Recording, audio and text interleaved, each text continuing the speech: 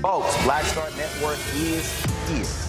Hold no punches! I'm real revolutionary right now. Black power. Support this man, Black Media. He makes sure that our stories are told. Thank you for being the voice of Black America, Roland. Stay black. I love y'all. All momentum we have now, we have to keep this going. The video looks phenomenal. See, this difference between Black Star Network and Black-owned media and something like CNN. You can't be Black-owned media and be scared. It's time to be smart. Bring your eyeballs home. You dig?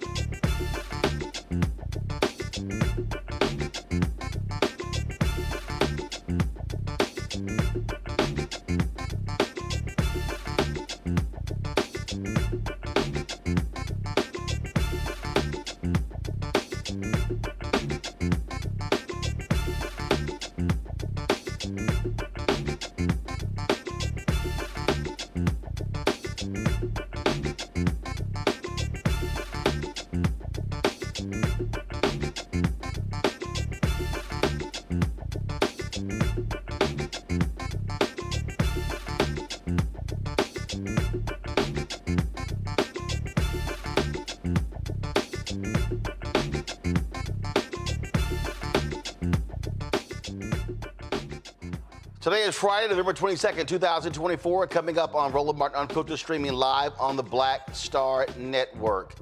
A new study examines how generations view financial success. I'll discuss the huge disparities between generations with economist Morgan Harper and Gen Z. Literally, I don't know what's wrong with them. Wait till I show y'all these numbers. Folks, the orange convict sentencing is postponed indefinitely in New York, and he may request that his conviction be overturned, which is absolutely nuts. Trump's defense secretary Pick denies the allegations in a newly released police report that shows his involvement with a woman that says she was sexually assaulted. He says it was consensual. Sean Diddy Combs is waiting for a judge to determine if he will get bail. That was a hearing today in New York. We'll also tell you how New York is honoring the first black woman elected to Congress, Shirley Chisholm. Folks, my congresswoman, Jasmine Crockett, will be here to talk about this week's shenanigans on Capitol Hill. And also, why is it that white political pundits, reporters, journalists, commentators keep whining and complaining that Democrats focus too much on identity politics when they completely ignore that whiteness is an identity? It's time to bring the funk on Roland Martin Unfiltered on the Black Star Network. Let's go.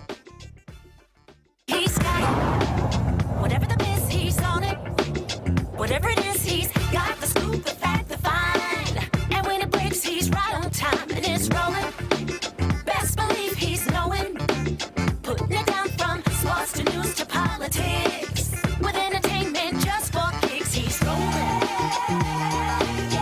It's on go, roll, y'all. It's Roland Martin, yeah. Rolling with Roland now. He's funky, he's fresh, he's real, the best, you know he's Roland Martin now.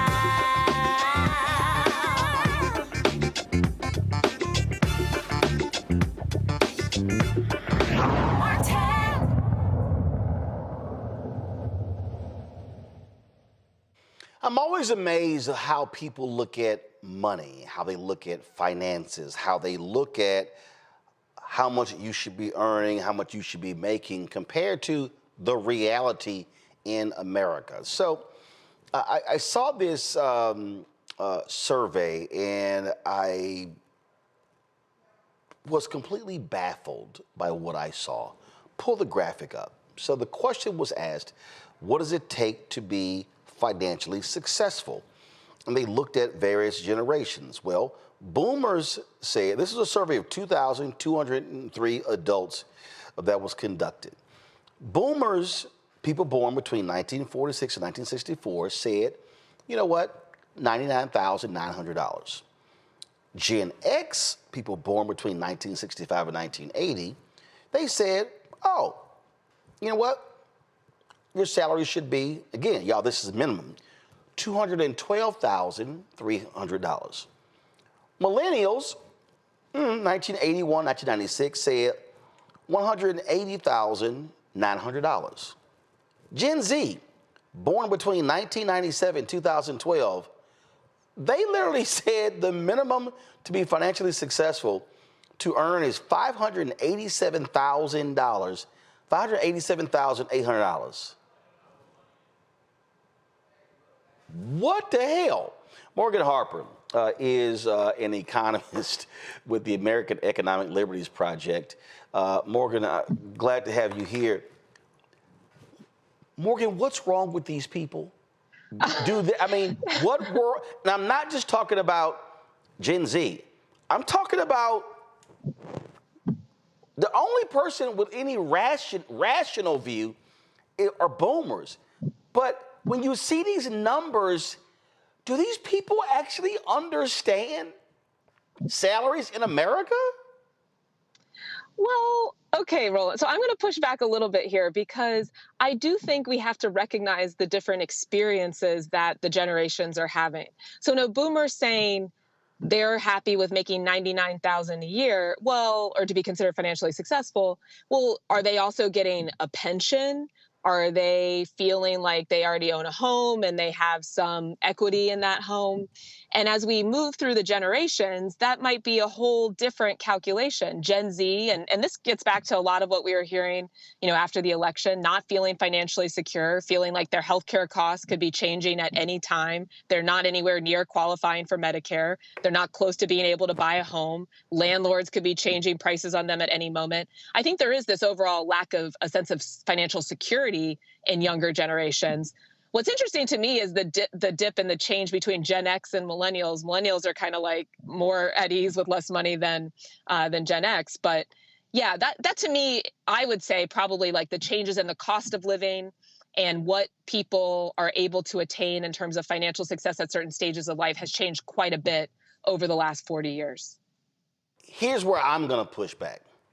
I believe that when I look at those Gen Z numbers, I believe you have a generation that has a social media view of the world where you can take multiple trips a year, multiple vacations, how you want to live.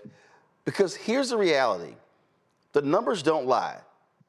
The percentage of Americans who earn more than $500,000 a year is less than 1%. The other day, I saw a video where this guy was on, and he goes, "Oh, $100,000 salary means nothing," and I went, bruh, I know, because his whole deal is about investing and making as much money as possible, but the problem I have is understanding median family income. I was having a conversation with my brother, and we were talking about where we grew up in Houston, and my parents combined never made more than $50,000 combined. So we were on this group chat, and my brother said something about the category we were in, and I said, no, actually that's wrong. I said, if you look at the salaries that mom and dad made in the 70s, we were actually middle class. So you're thinking we were actually lower. No. We were actually middle class. I don't think people understand really median family income in this country. Understand that. And so I think that's where I struggle. So people are walking around with this view of there are these numerous $500,000 jobs out here. And I'm like, no, it's not.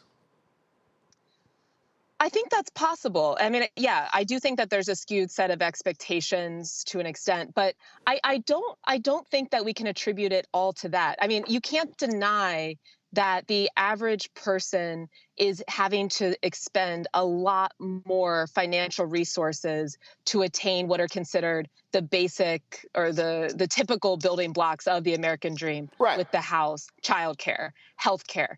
But I do think we have to factor in, some of what might be driving what you're identifying as a little bit of irrational estimations could be that sense of insecurity. And there is something emotional and not entirely scientific about how we estimate the value of that insecurity that comes from, and this is, something that I hear a lot from people, business owners, individuals who are working, healthcare premiums, for example. Right. I mean, even, my current employer, it's like, okay, well, I know what I'm going to have to pay for my healthcare premium this year, but it's possible that doubles next year. And then you just have to adjust. So I do think that lack of security, is driving a lot of these skewed perceptions. But also I think what also drives a lot of this is also how people live. I've had conversations with people, and we talked about what we spend our money on, in terms of vehicles that we buy. I know folk who literally brunch every Sunday. And when you look at, first of all, let's not even talk about you go to Atlanta, some other places. So then you start saying, okay, so you brunch every Sunday. How much are you spending on brunch?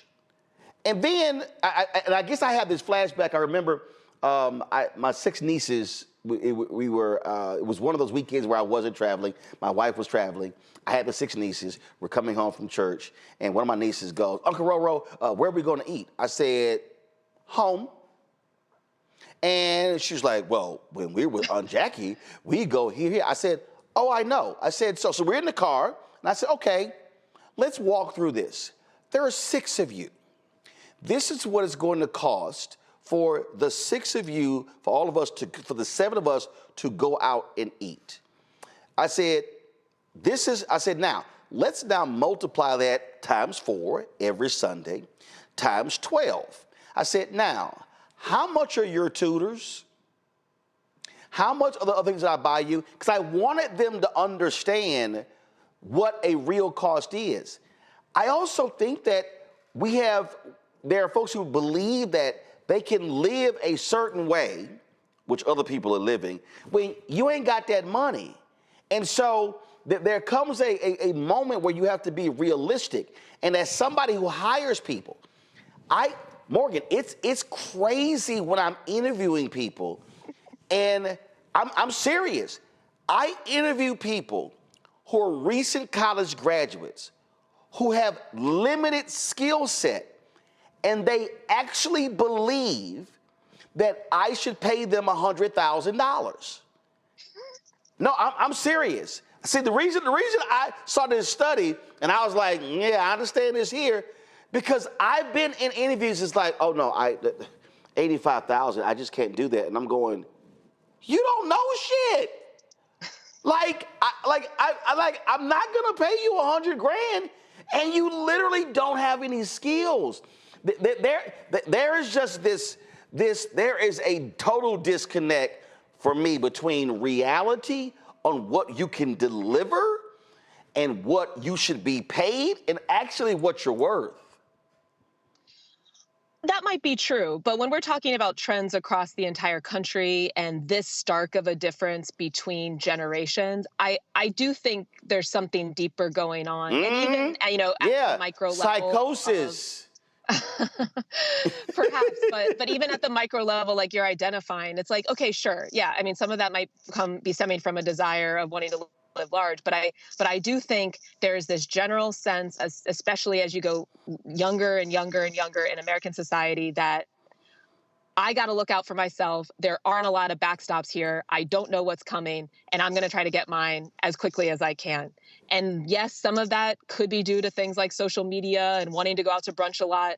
But I think we need to be honest about the fact that there's some systemic things behind that do relate to the economy that are also leading to that level of wanting to get as much, as quickly as possible. Gotcha. Well, I want people to have a dose of reality to understand what's actually happening out here in the real world.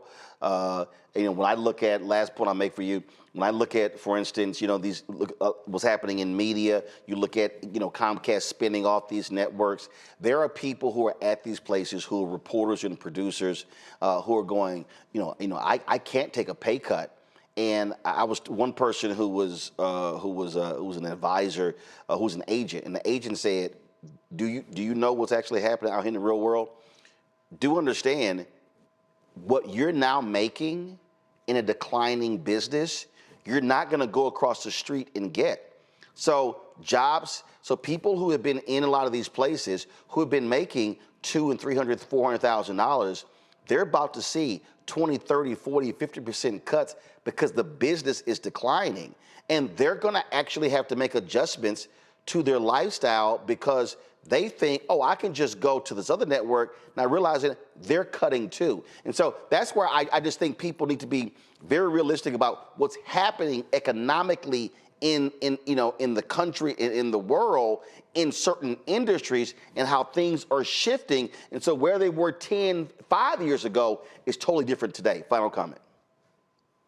Final comment on that I will respond to is, sure, but also there are some dynamics happening in the economy, like you're talking about changes in the media environment that we just don't have to passively take. For example, this week, we saw that Google is now, their proposed remedies on the table to break up Google and force innovation into the AI space that won't just leave it that they're just a few people who maybe get lucky enough to be part of Google building AI, but we can have a whole range of companies that are out there building products, needing to hire these people, can pay people over $100,000 a year, and create much more opportunity than continuing to just enrich the same select few who rise to the very, very, very top of the U.S. economy. So that's my final point.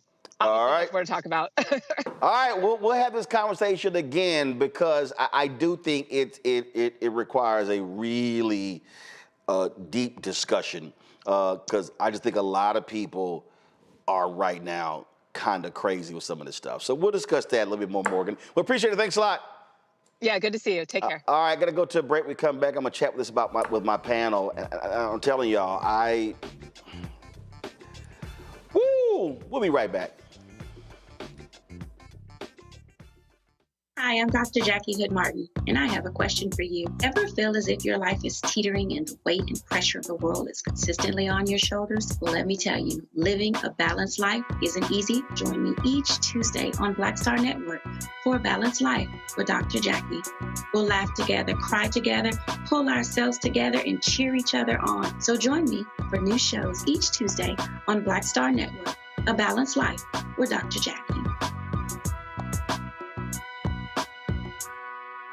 What's up, y'all? Look, Fanbase is more than a platform. It's a movement to empower creators, offering a unique opportunity for everyday people to invest in Black-owned tech, infrastructure, and help shape the future of social media. Investing in technology is essential for creating long-term wealth and influence in the digital age.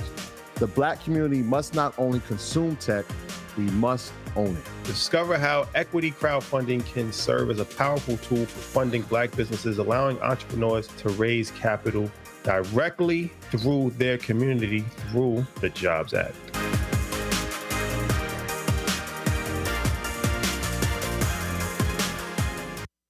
Pull up a chair, take your seat at the Black Table with me, Dr. Greg Carr, here on the Black Star Network. Every week, we'll take a deeper dive into the world we're living in. Join the conversation only on the Black Star Network. How you doing? My name is Mark Curry, and you're watching Roland Martin, unfiltered, deep into it, like pasteurized milk without the 2%. We getting deep. You want to turn that shit off? We're doing an interview, motherfucker.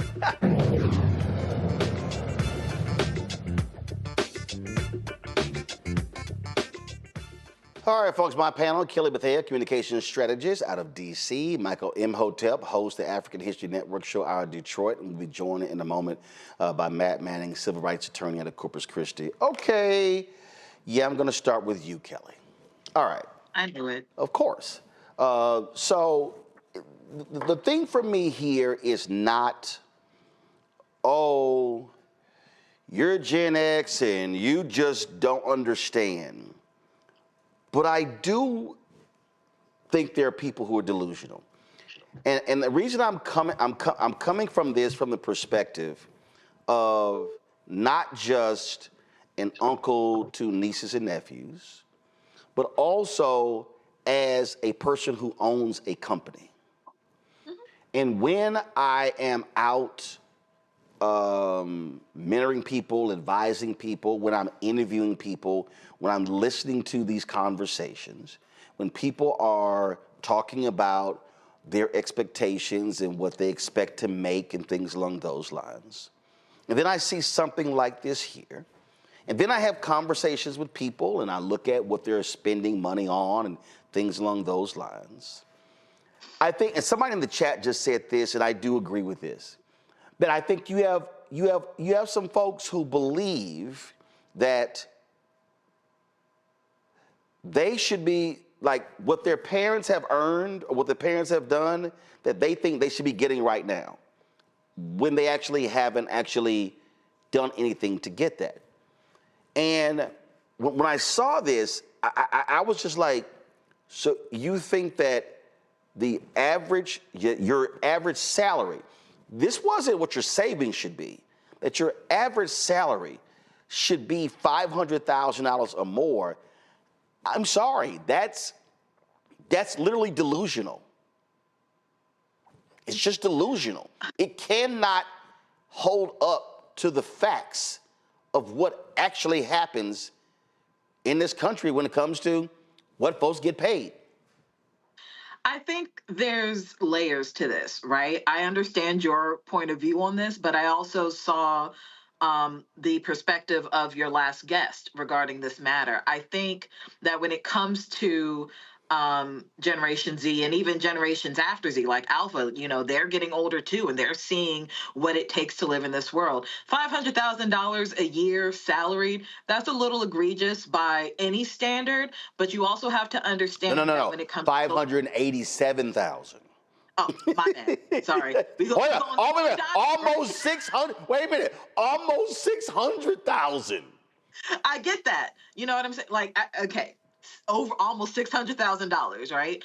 I look at how Social Security is going to decline, how Medicare and Medicaid is going to decline, how now that we have the Mango Mussolini in office, a lot of tax-paying services are going to be whittled down, whittled away, and disappear altogether. Hopefully not, knock on wood. But I think that as delusional as it may sound, it might actually be realistic to the generation to that generation's mindset that they are the only ones who are going to look out for themselves, and they think they need as much money as possible in order to do that. Now, do I think it's $587,000 a year?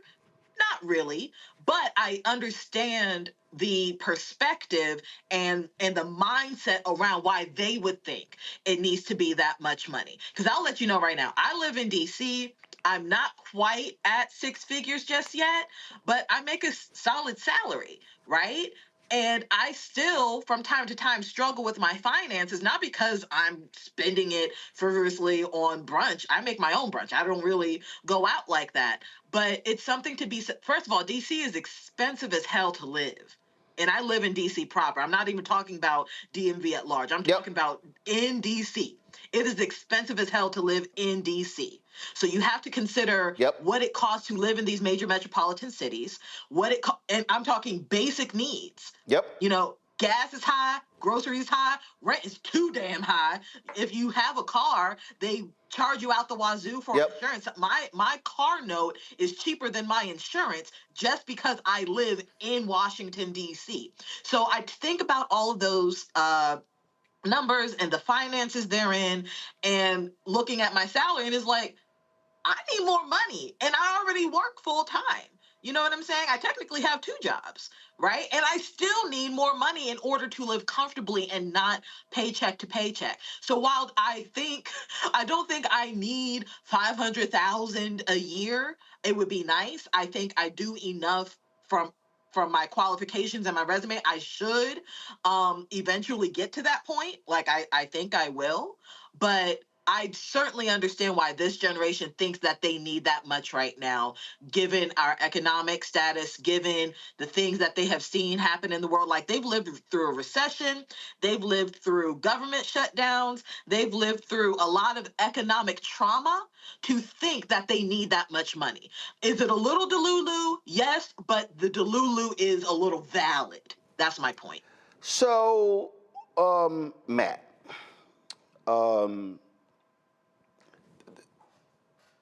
the reason for me, I think this is nonsensical and delusional is because I'm a firm believer in people understanding the reality of the world that we're living in. And I'm just going to give you this. The business that I am in is media. And so growing up and coming out of college, let's just take the television business. Everyone in the business understood that from a television market size, to get into the number 1 through 10, a top 10 market, you had to have some skills. Those were the largest markets, the largest salaries, things along those lines. And I would have these conversations with people who graduated from college and who would say, oh, well, I'm from San Francisco. I'm from Chicago. I'm from New York. I'm from the DMV. I'm from Houston.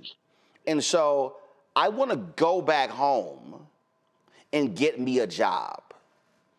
Okay, you are a recent college graduate trying to get you a well-paying job in a top 10 market where you are competing against people with real experience who have gone to smaller markets who are trying to get to a top 10 market.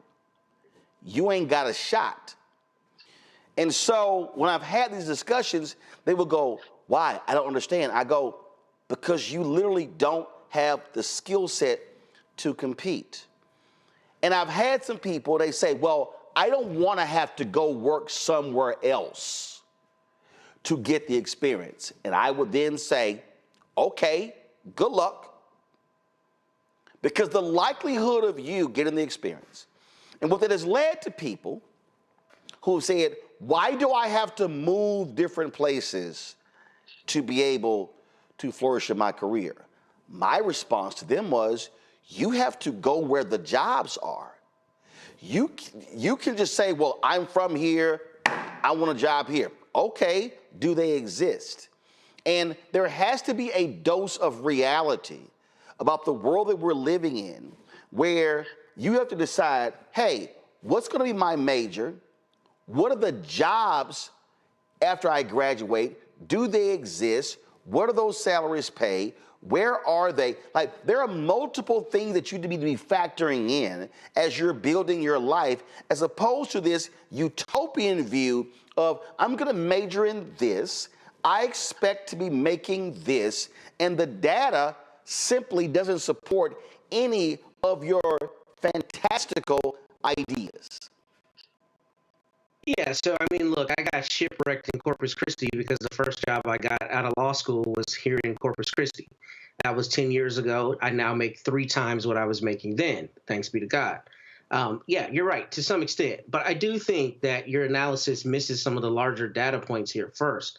As it relates to the Gen Z, I mean, a person who's 20 years old was born in 2004. So an 18-year-old is 2006, right? So a large swath of the people in that group, and presumably they weren't actually responding to the survey, but a large swath of the people in that group have not worked meaningfully and probably don't have a real idea of what earnings look like in the real marketplace. But one of the bigger phenomena that we have to talk about is the fact that the federal minimum wage hasn't changed in 15 years. It's still $7.25. And when we talk about boomers, a lot of them are talking about making $100,000, but they're thinking back when a dollar stretched 3 times as far as it does now. I mean, the reality is, in our society, we've commodified things that we should not have commodified, i.e. healthcare and education and other costs that make day-to-day and family life extremely expensive. Now, I'm very blessed. The job that I have, I don't go swing a hammer for 8 hours a day. I just sit and think and get paid probably a lot more than you should do to do that. But I readily recognize that even for me, I have to be cost conscious because things are considerably more expensive now when I go to HEB than just a couple years ago. And that's the reality for people. So I think when we talk about financial comfort and what people think of as financial comfort, it has to be looked in the larger lens that, you know, wages are not pegged to inflation. They're not moving the way inflation is. And the fact that we've had the same minimum wage for 15 years, I think, shows you that. Now, there are, personal accountability aspects to it, no question. You should not be frivolous with your money. You should try to be, conscientious in how you spend it and how you budget. But we also have to talk about the fact that Kelly is, very highly credentialed, well-educated, and lives in a city that is probably 3 times as expensive to live in as it is for me. I couldn't have a family of 5 in D.C. on my salary. What I make here, we can live very comfortably. If I lived in D.C., I'd be living hand to mouth. And part of that is just the phenomena of where you live.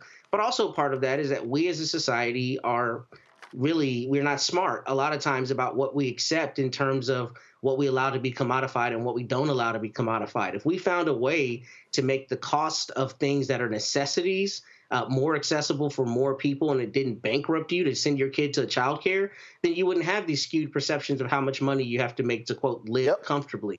And I think part of the reality is a lot of the baby boomers are talking from the standpoint of a time where you could do that. You could have a single earner in the home and live relatively comfortably. You cannot do that in 2024. And until we address that meaningfully, we can't really have conversations about skewed data points where people are thinking 50 years ago versus today. I mean, that's just a reality. Yeah, and so that's why, Michael, when I start with that number, the salary, and then I sort of back into it from there, what I'm looking at is what's actually happening in real world, what's actually happening in industries, what's happening with this shift and how technology has changed things. I also look at, in terms of things that we spend money on today that they weren't spending money on 30, 40 years ago. I look at, so when I look at the folks who talk about, people who talk about, oh my God, I mean, the cost of all of these streaming services, I say, well, actually, relatively speaking, that's what people were paying for cable television.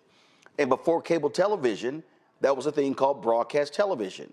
That was free, that you didn't pay for. Right. And so it was ABC, NBC, CBS, and then Fox Broadcasting came along later. And then, of course, you had these independent television stations, and that was a thing called the Star Spangled Banner and the American flag being played about, by 1 o'clock in the morning. It was like, yo, that's about it. TV shuts off. You saw literally white noise. That was it. We'll see y'all at 6 o'clock in the morning. And so you had to go figure out something to do between 1 a.m. and 6 p.m. So just go read a damn book because your ass couldn't watch television. And so you look at how things begin to change. You look at how again, when I bought 2008, when I bought my Lincoln Navigator, paid for it in cash, it was $49,000. The new Lincoln Navigator in 2024 starts at around $90,000. Okay, and so that is a huge shift. What I'm saying, what I try to say to as many young people as possible is I need you to have a realistic understanding of the world that you're living in, so when you step out, you're not sounding delusional.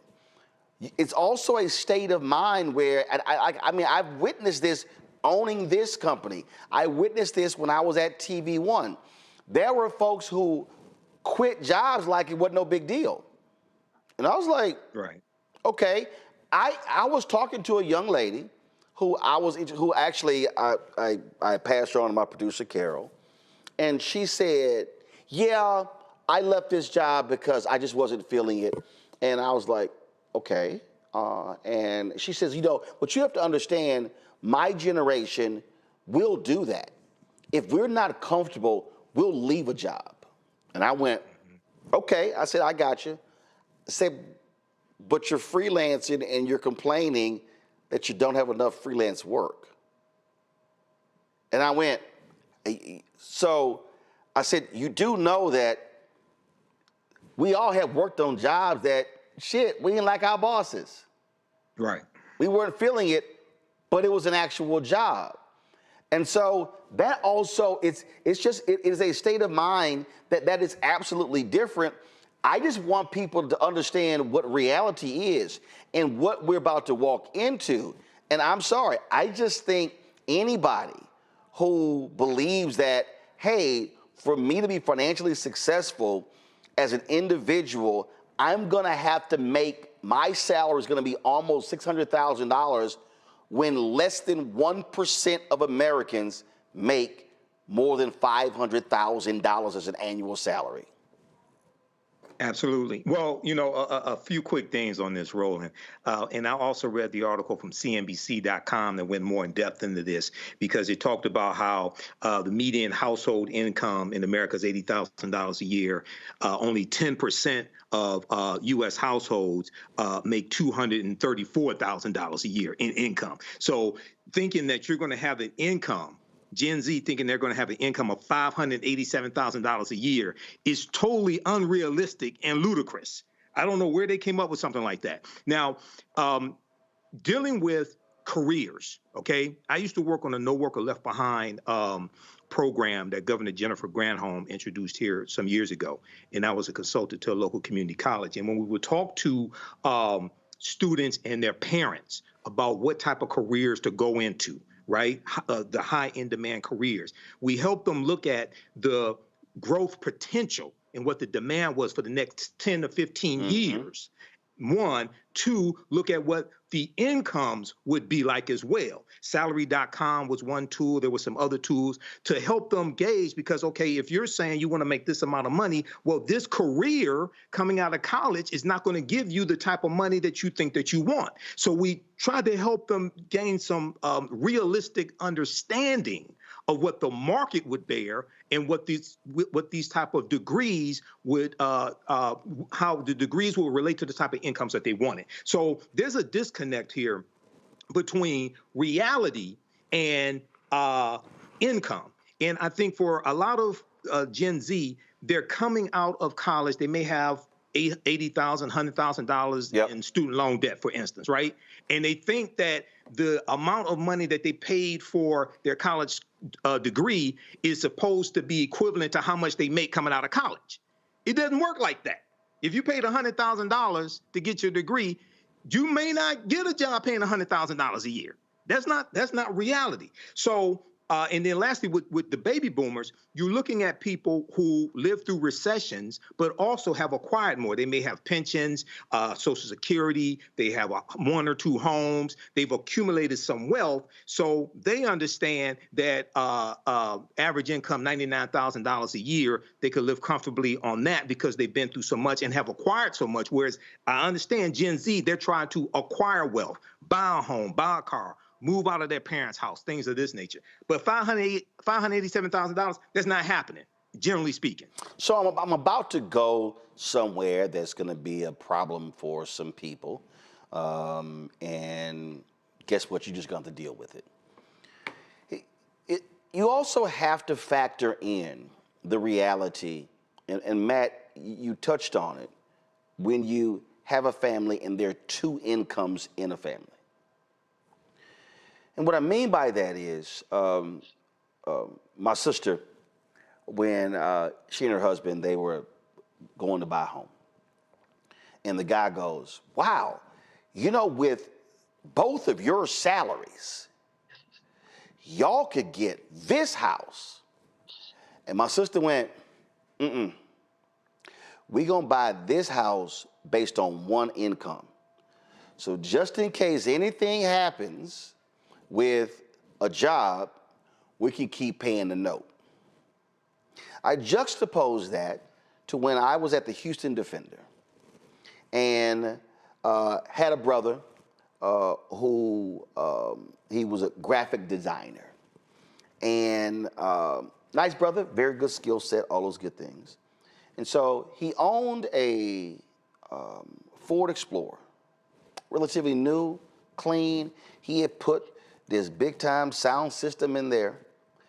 So he got a raise. Matt, he went out and he upgraded to an Expedition. That was just him and his girlfriend. And about 4 months later, man, he was complaining because the note on that Expedition. And I remember saying to him, I said, I'm just curious. It's just you and your girl. Why did you, and listen, it wasn't like, I mean, Sonny paid us well at the Houston Defender, but it wasn't other type of salaries, okay? This was a black weekly newspaper. I said, why did you go out and upgrade to an Expedition when you had a perfectly clean, fine Explorer, and it's just the two of y'all? Man, he looked at me, he just couldn't even answer the question. When Michael was talking about majors, I've had this conversation, Matt, with people, and I would go, okay, you want to major in that, okay, what's the job you're trying to get? Then they would explain to me, then I would go, okay, so you're going to accrue this amount of money, this amount of debt, because your parents you're not getting a free ride. So you're going to accrue this amount of debt getting student loans. So does the job that awaits you, are you going to be able to service that debt? And he looked at me like it was deer in headlights. Just the other day, I had a conversation with a couple of students who work for us who asked me, what are your thoughts about going to grad school? I said, why? Response was, to make more money. I said, you're not going to make more money in this business going to grad school, because this is a skill-based business. You're going to accrue more debt going to get you a master's. I said, having a master's means nothing in journalism. What can you do? And I've had this discussion with people over the years. I think part of the thing that we're facing, Matt, in this society is that we're facing people who aren't having realistic conversations about the present and the future, about economic decisions that you make today will have an impact for you further down the road. And that plays a part in this in terms of what then happens 10, 15, 20 years later, because you made a decision that you thought was a great decision coming out of high school, going to college, or coming out of college, when it made no economic sense at all, and you never sought any data and information to make you make a better life choice. Just your thoughts. I think that's a really astute point. There's a lawyer that I practice around down here in South Texas, and none of his kids have gone to college. All three of them have started small businesses, including one started like a taxidermist when he was, I think, 17.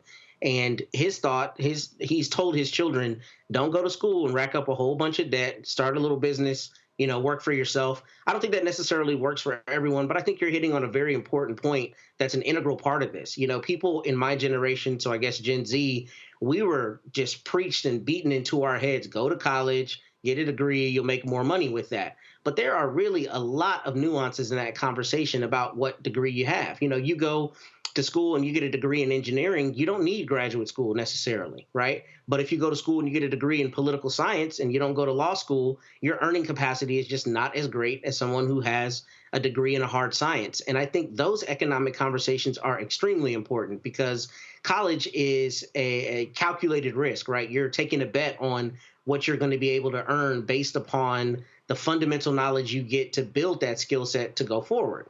So I think if people aren't having that conversation, they are doing themselves a disservice. However, the problem is the data, as far as I know, bears out that if you have a college degree, you're on track to earn considerably more. And the problem is the entry, the barrier of entry to get a college degree continues to balloon. When I was at Howard in 2004 through 2008, I think it was something like 20 grand a semester. And maybe I'm wrong on that. It's considerably more expensive now, even at state schools. So, part of the problem is we also have a culture of elitism in this country where we don't talk enough about the trades and having a good, solid trade. At the end of the day, I'm not a carpenter. Clearly, one of my son's drawers behind me needs to be fixed. I'm going to call someone to fix that if I can't fix it, right? There's no shame in having those jobs. And I think we need to have that broader conversation. But I also think that skews the conversation. Because when you're talking about people earning in the 60s and the 70s, you can have a union job that did not require education beyond a certain point, and you could live a comfortable life. I don't know that that's economically sustainable anymore. And unless we're having that conversation, then we can't really discuss the nuances of how difficult it is to be financially stable and successful. Now, you can make individual choices. You should always be prudent. But the larger macroeconomic forces, I think, are at play in a way we don't always factor them in these conversations. So let me go back to when I talk about those decisions that you make then, Kelly, to now. I've had numerous people, why didn't you go to HBCU? I said, because I didn't. I said, what's the problem? So then I begin to walk them through this. I begin to explain to them that my brother was in college a year ahead of me. Then I went to college, and then my sister was right behind me. So my parents, when my brother became a junior in college, I was a sophomore, my sister was a freshman. My parents had 3 kids in college at the same time. Now, I don't recall in the 4 years I was there, my parents sending me $1,000 combined over those 4 years. I don't, because it was still 2 sisters who were at home. So here I am coming out of Jack Yates High School, Magnet School of Communications, the top student there. I could have gone to Missouri, to Northwestern, Syracuse. In Texas, it was University of Texas, North Texas. I wasn't going to University of Texas. My brother's at Texas A&M. So I could have gone to the top schools. But I couldn't afford to come home. So here I am going, okay, I have to make an economic decision.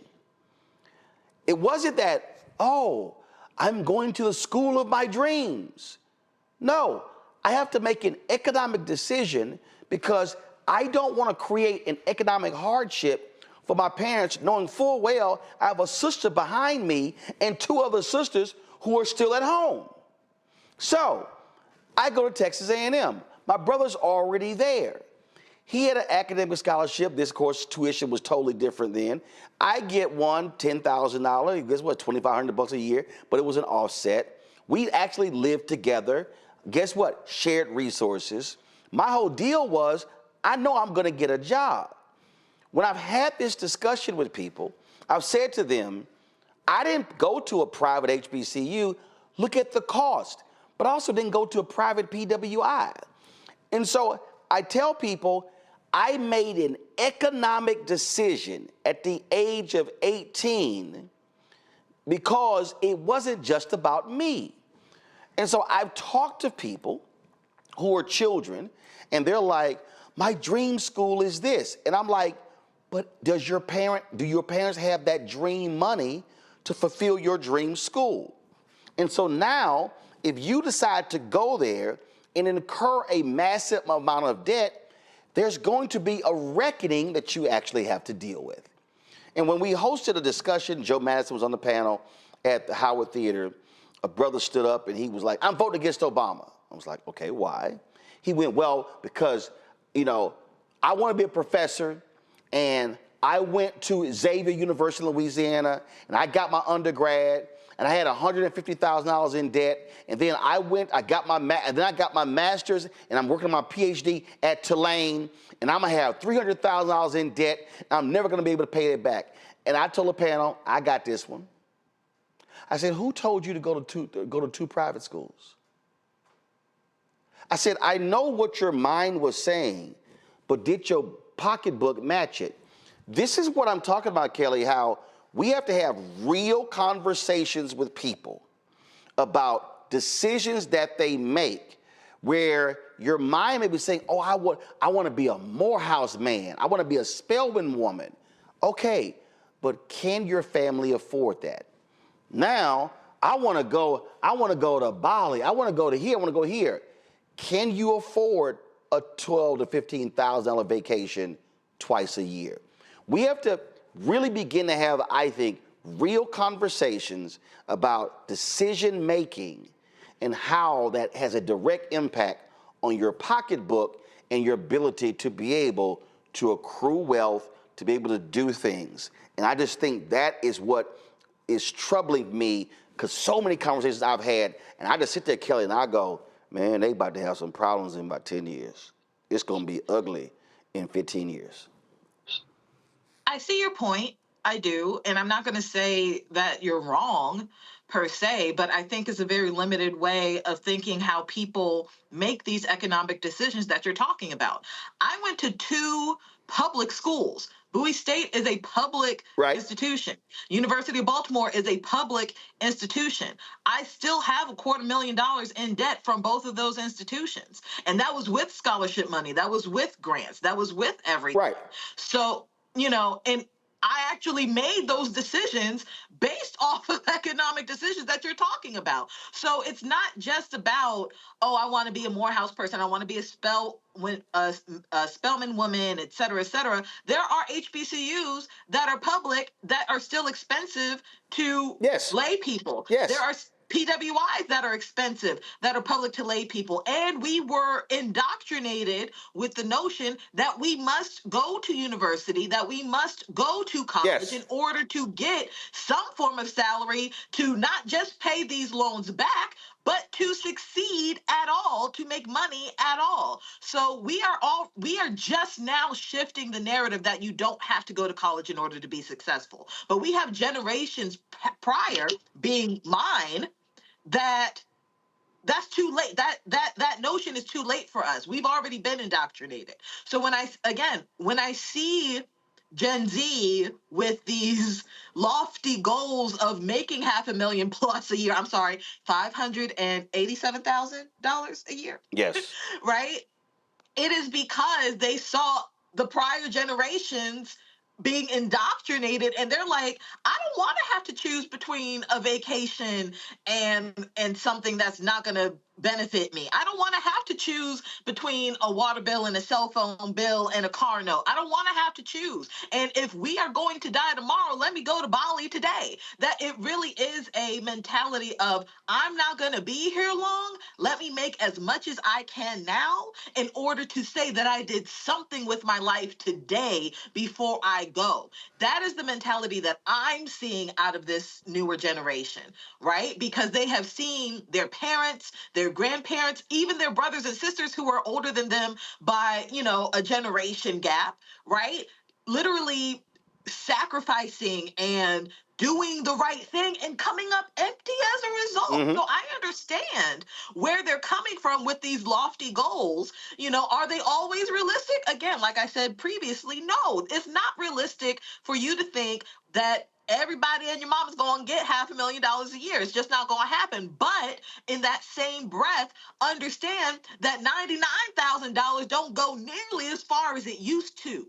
So we need to find a median. Right. But here's what I would say. A $99,000 job is more than a $45,000 job. Sure. And what I'm saying is, the reason I was walking through that, I was walking through decision making.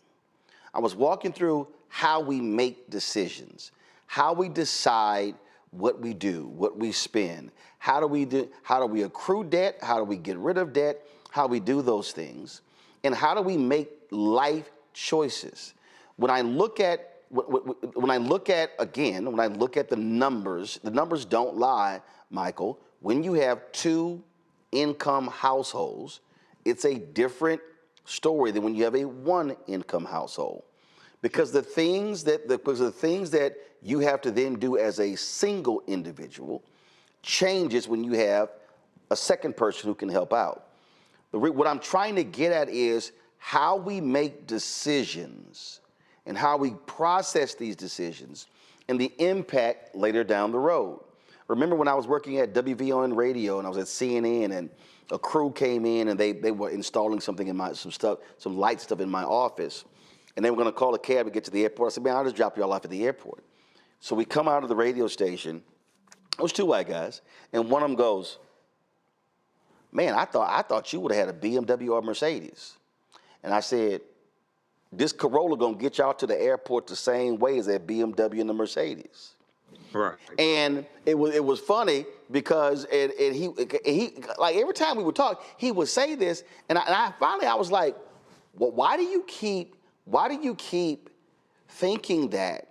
And he was just like he just didn't understand why I didn't have this really nice, expensive car. I said, let me explain something to you. I said, this sucker get 35 miles to the gallon.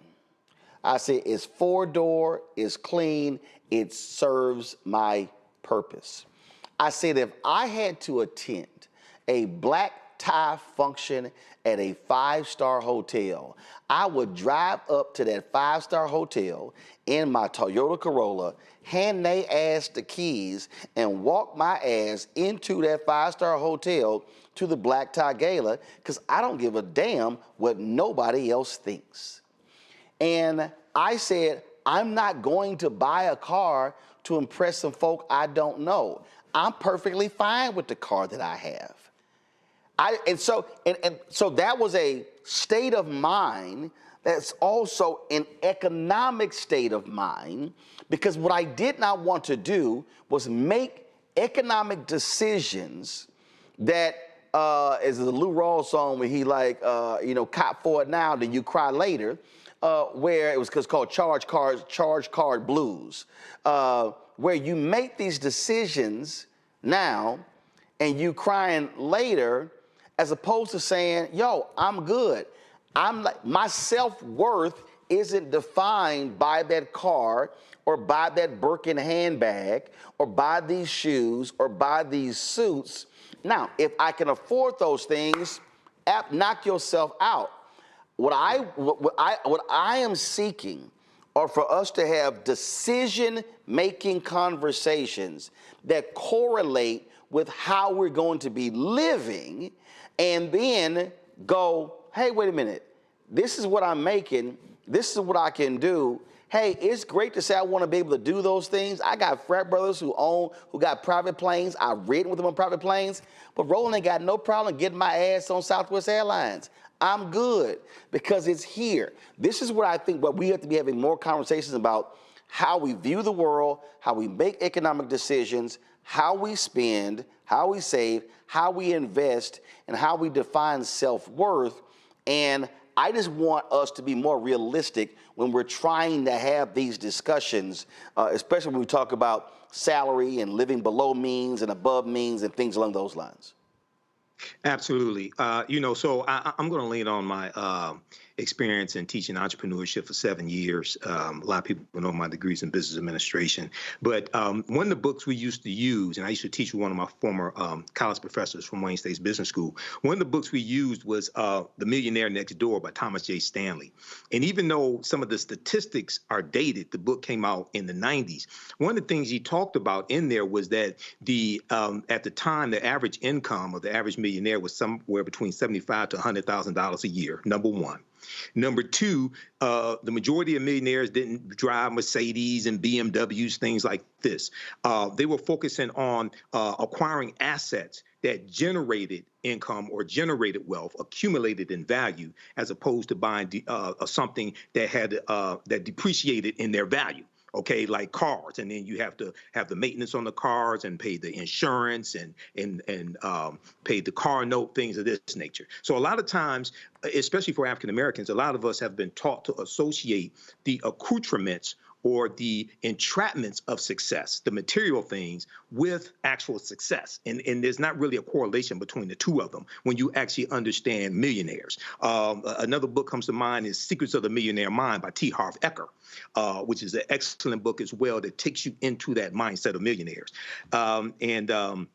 Lastly, What Makes the Great Great by Dennis Kimbro. We have to throw in the great Dennis Kimbro as well. And I've met him a few times as well when he's come to Detroit. So we're dealing with this and people having these unrealistic expectations. I think for Gen Z, a lot of them buy into this Instagram lifestyle and seeing these fake lifestyles on Instagram where people are on vacation and they're in Dubai and they're in France and things of this nature. And a lot of those people make their money off of creating this fake lifestyle, okay? Because they're monetizing their page. So that's something else that goes along with this. But going back to your statement about the brother with $300,000 in debt and voting against Obama. What does Obama have to do with him being $300,000 in debt? I don't understand the. Well, no.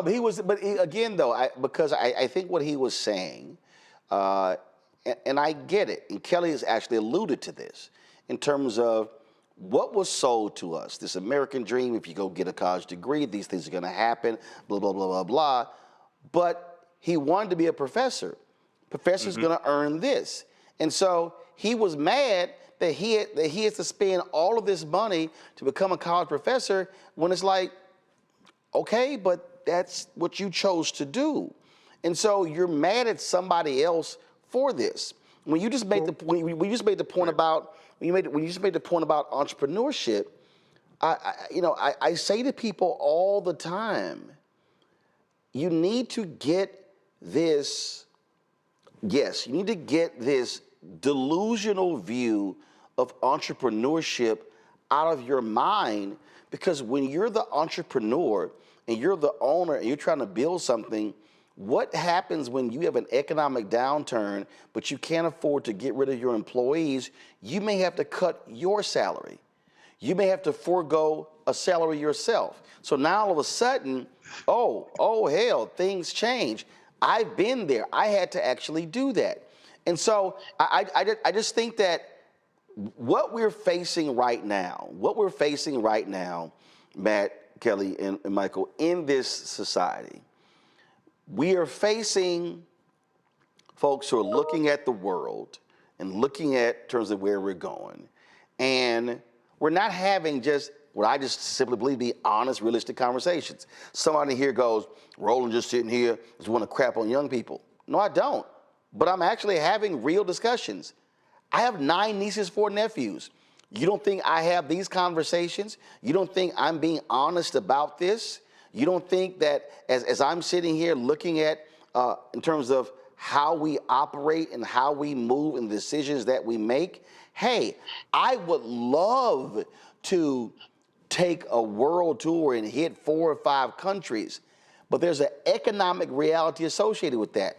I hear Kelly's point, and yes, I disagree with this notion that, oh, let me push these things off until I retire, and then I'm 65, and hell, I can't enjoy it, I can't walk, or whatever the hell. I totally understand that. But what I also say is, you can take trips today, and it don't mean it's gonna have to cost you 15 grand.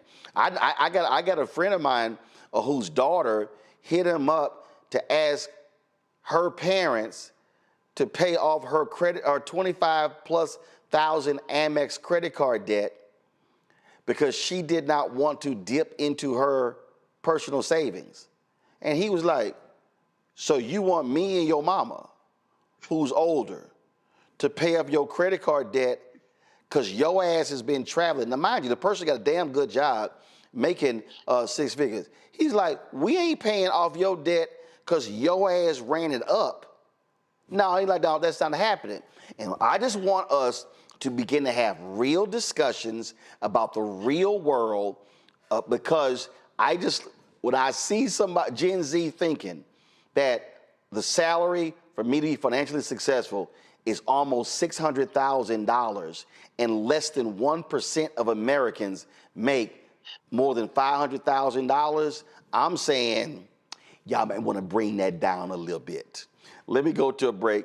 We'll come back more right here on Roland Martin Unfiltered, the Black Star Network. Be sure to support the work that we do, folks. Well, of course, we finally got around Cash App and Only Drama. If you want to support us via Cash App, you can do so via Stripe. This is the QR code right here, and then you can contribute via Cash App. That way, you can also send a check and money order to P.O. Box 57196, Washington, D.C., 20037-0196. PayPal, R Martin Unfiltered, Venmo, RM Unfiltered, Zelle, Roland at RolandSMartin.com, Roland at RolandMartinUnfiltered.com. We'll be right back. Pull up a chair, take your seat. The Black Tape with me, Dr. Greg Carr, here on the Black Star Network. Every week, we'll take a deeper dive into the world we're living in. Join the conversation only on the Black Star Network.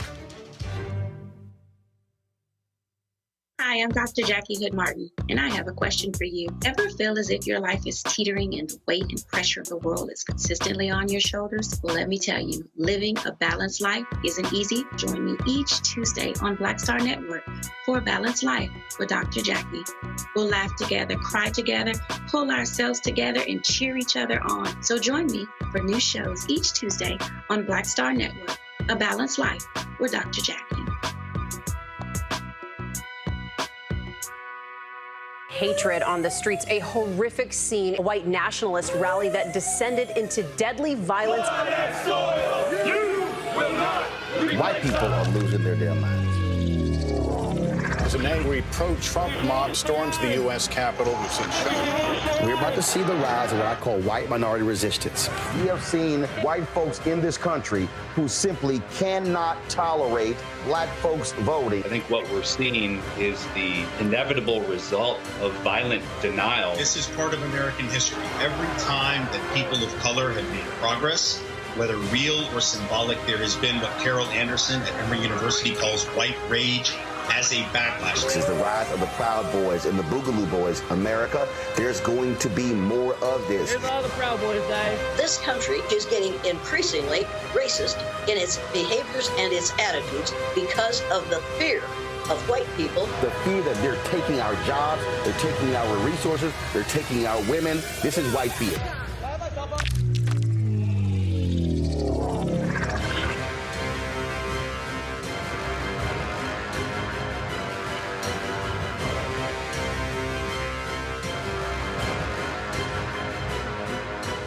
Hey, what's up? It's Sammy Roman. Hey, it's John Murray, the executive producer of the new Sherry Shepherd Talk Show. It's me, Sherry Shepherd, and you know what you're watching, Roland Martin Unfiltered.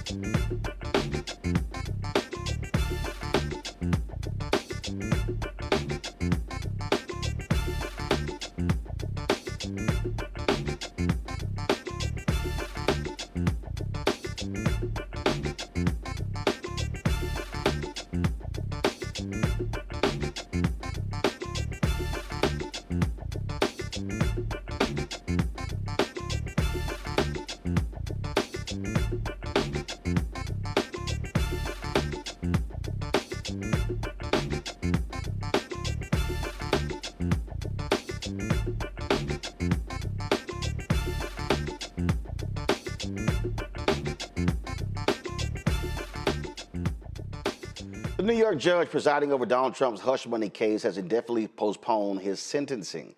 Judge Juan Merchan's one-page order directed Trump to file a formal motion to dismiss the case by December 2nd and to have Manhattan District Attorney Alvin Bragg respond by December 9th. Trump has indicated he plans to ask for the case to be tossed to facilitate the transfer of presidential power after his election victory. Trump's lawyers want the case dismissed outright and immediately. They say doing otherwise will interfere with his presidential transition and duties. Prosecutors are open to putting the case on hold, but don't want to scrap altogether. All right, I need to get into this because, and Matt, I got to start with you here. This is what I don't understand. Donald Trump was convicted in New York State.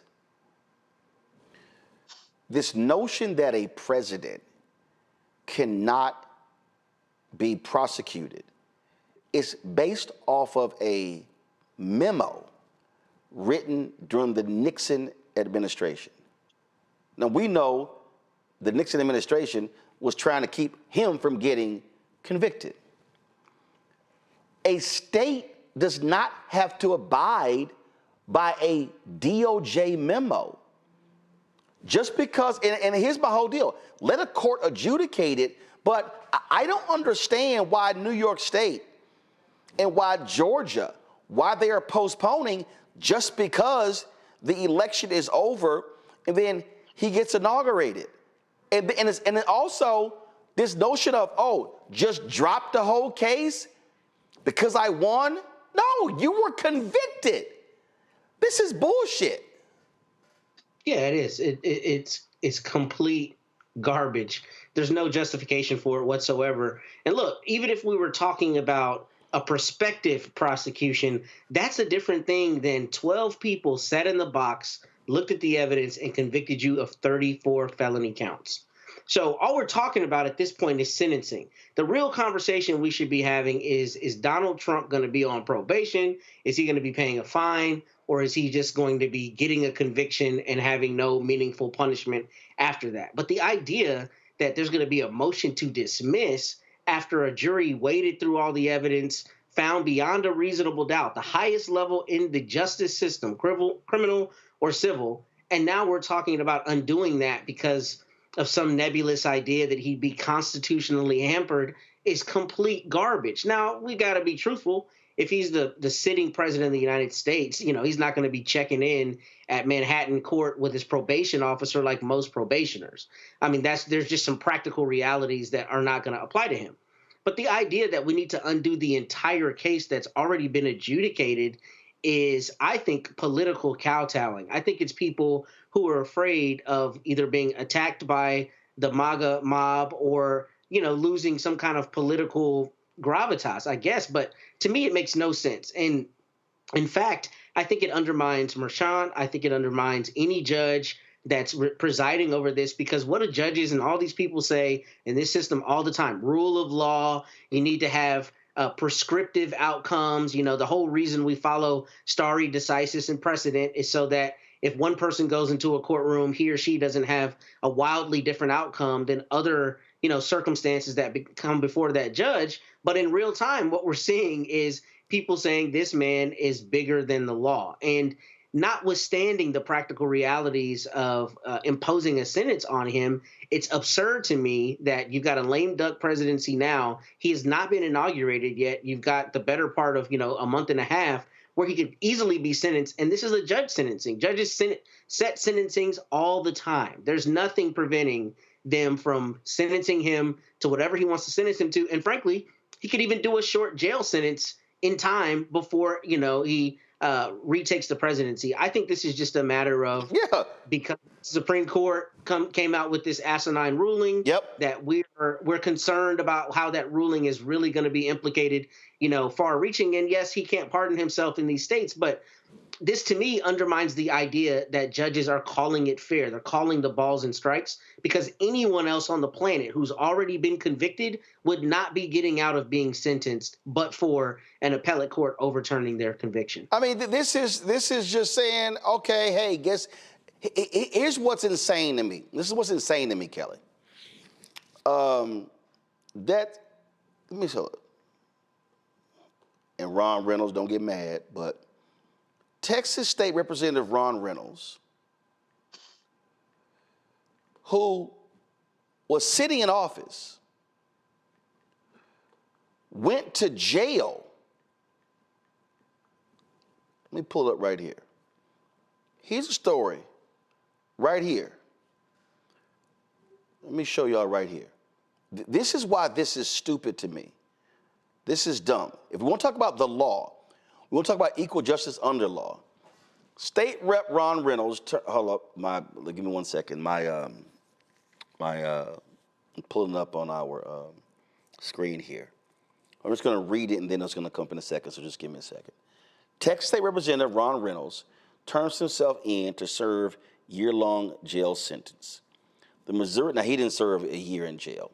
The Missouri City Democrat was convicted of multiple misdemeanors for legally soliciting clients for his personal injury law practice. Okay? He was convicted in 2015 on misdemeanor charges for illegally soliciting clients for his personal injury practice. Sentenced to a year in jail, he was out on an appellate bond for years while his case wound through the appeals process. Kelly, he's a sitting Texas state representative. He was convicted and was sentenced and went to jail, got out, and was still a state representative. Where in the hell is this? Oh no, you can create massive crimes because though you win the presidency That's a get out. Winning the presidency is not a get out of jail free card. Can I talk? I thought you were going to say something else. My bad. So this is interesting to me on a couple fronts. One, the main one being, if I recall correctly, the memo that was meant to keep Nixon out of jail by the DOJ was a memo for a sitting president, right? So even the memo that they're following doesn't make any sense, because at the time of Trump's convictions, he was not a sitting president. He's a former president, which means that he's a private citizen upon being convicted, which means that the law should apply to him because, like me, like you, like everybody on this panel and everybody else in this country, he's a private citizen now. And the crime was committed before he became president. Before he became the president. crime was committed before he became president. The conviction came when he wasn't president. What the?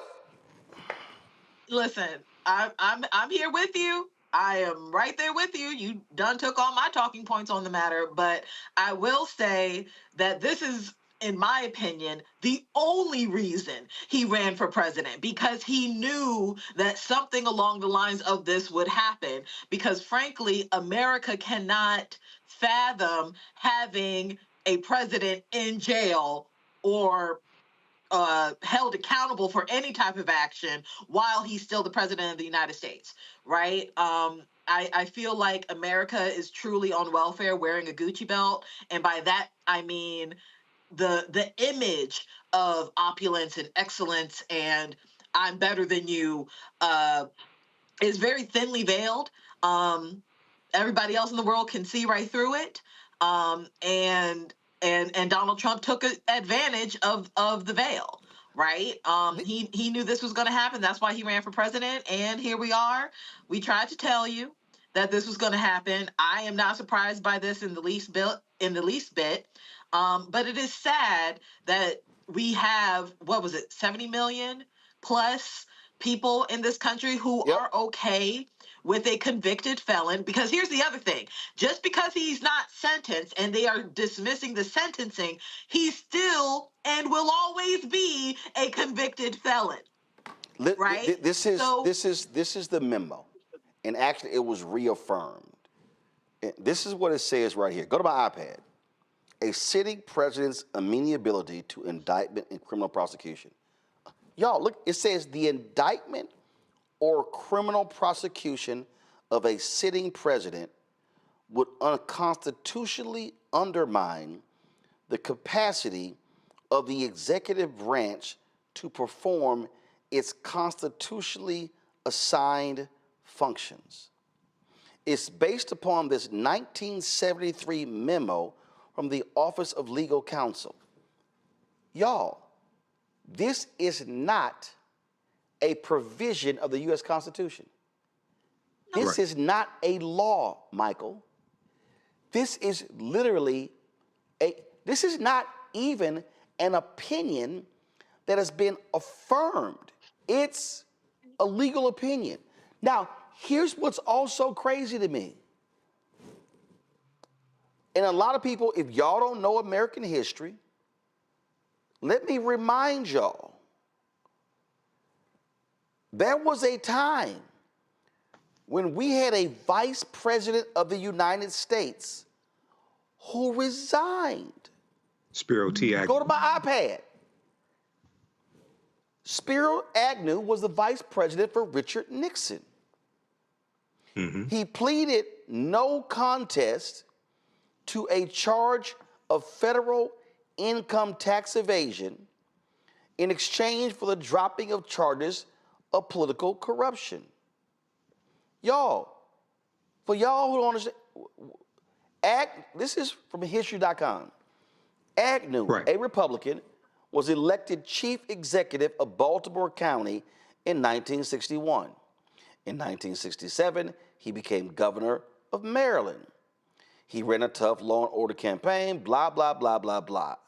He resigned on October 10th, 1973, after the U.S. Justice Department uncovered widespread evidence of his political corruption, including allegations that his practice of accepting bribes had continued, y'all listen to what I just said, had continued into his tenure as U.S. Vice President. Now explain this to me. How can the number 2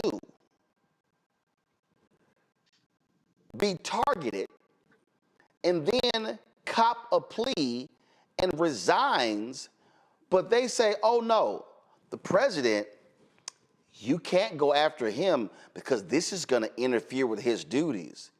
So what they have said is the president of the United States can commit untold crimes.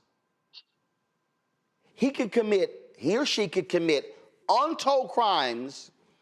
Y'all can't prosecute him because that's going to interfere with his job. This right here completely flies in the face of what's etched in stone above the U.S. Supreme Court, Michael, where it says equal justice under law.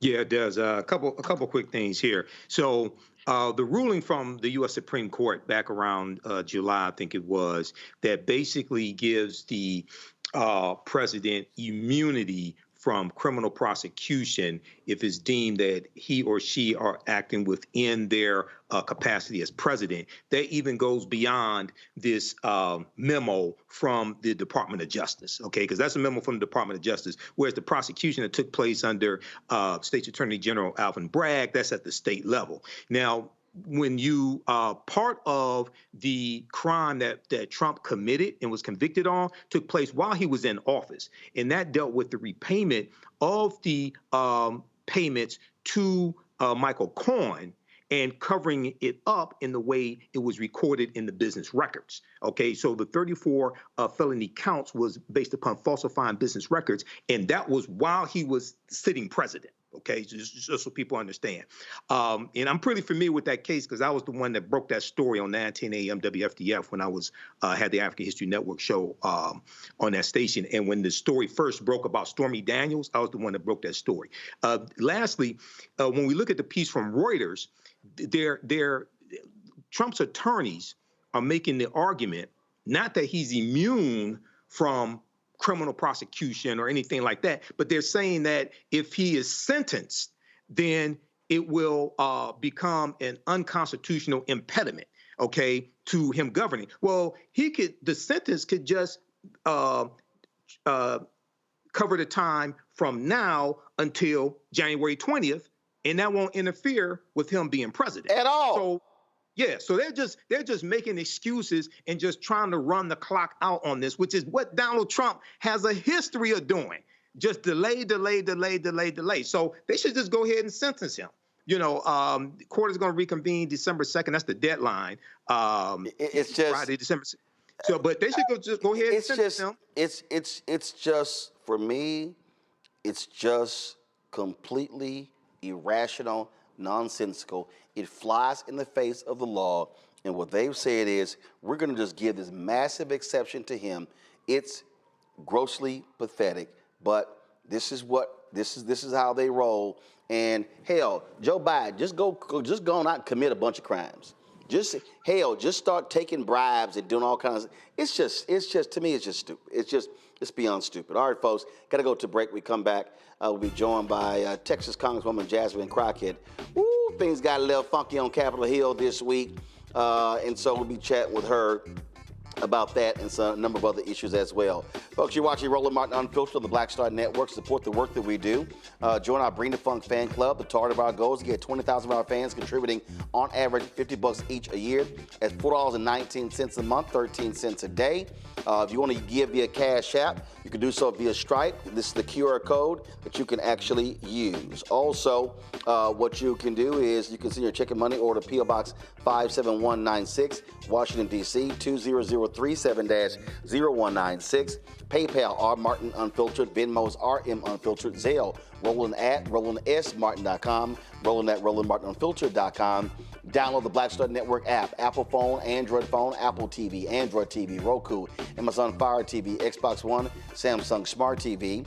Also, of course, be sure to get a copy of my book, White Fear, How the Browning of America is Making White Folks Lose Their Minds, available at bookstores nationwide, in the audio vision on Audible. And if y'all are trying to get some Roland Martin Unfiltered merchandise, this is our new shirt, Don't Blame Me, I Voted for the Black Woman. You can actually get that by going to, what's wrong, Kelly?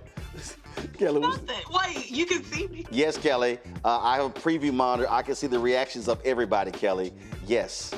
Yes, I can see you. I can see Michael. I can see Matt got up and left the chair. So, yes, I see, Kelly, I see everything here. So, yes. Yes, that's why I want like, what size does it go up to? I want like the largest one so I can sleep in it. It is up right now. If y'all want to get merchandise, Kelly, why are you crying? Why are you crying? So if y'all want to get our new shirt, Don't Blame Me, I Voted for the Black Woman, go to rolandmartin.creator-spring.com. rolandmartin.creator-spring.com, so you can get your Roland Martin Unfiltered and Black Star Network merchandise. Coming up next, Congresswoman Jasmine Crockett. Back in a moment.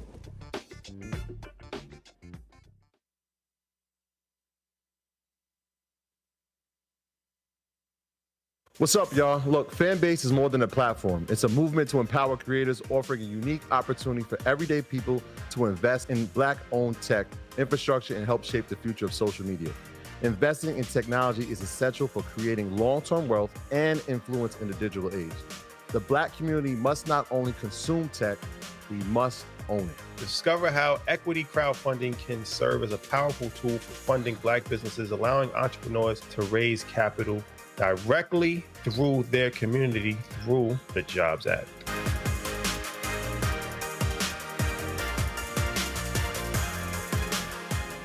Hi, I'm Dr. Jackie Hood Martin, and I have a question for you. Ever feel as if your life is teetering and the weight and pressure of the world is consistently on your shoulders? Well, let me tell you, living a balanced life isn't easy. Join me each Tuesday on Black Star Network for A Balanced Life with Dr. Jackie. We'll laugh together, cry together, pull ourselves together, and cheer each other on. So join me for new shows each Tuesday on Black Star Network, A Balanced Life with Dr. Jackie. Pull up a chair, take your seat at the Black Table with me, Dr. Greg Carr, here on the Black Star Network. Every week, we'll take a deeper dive into the world we're living in. Join the conversation only on the Black Star Network. I'm Russell L. Honoré, Lieutenant General, United States Army, retired, and you're watching Roland Martin Unfiltered.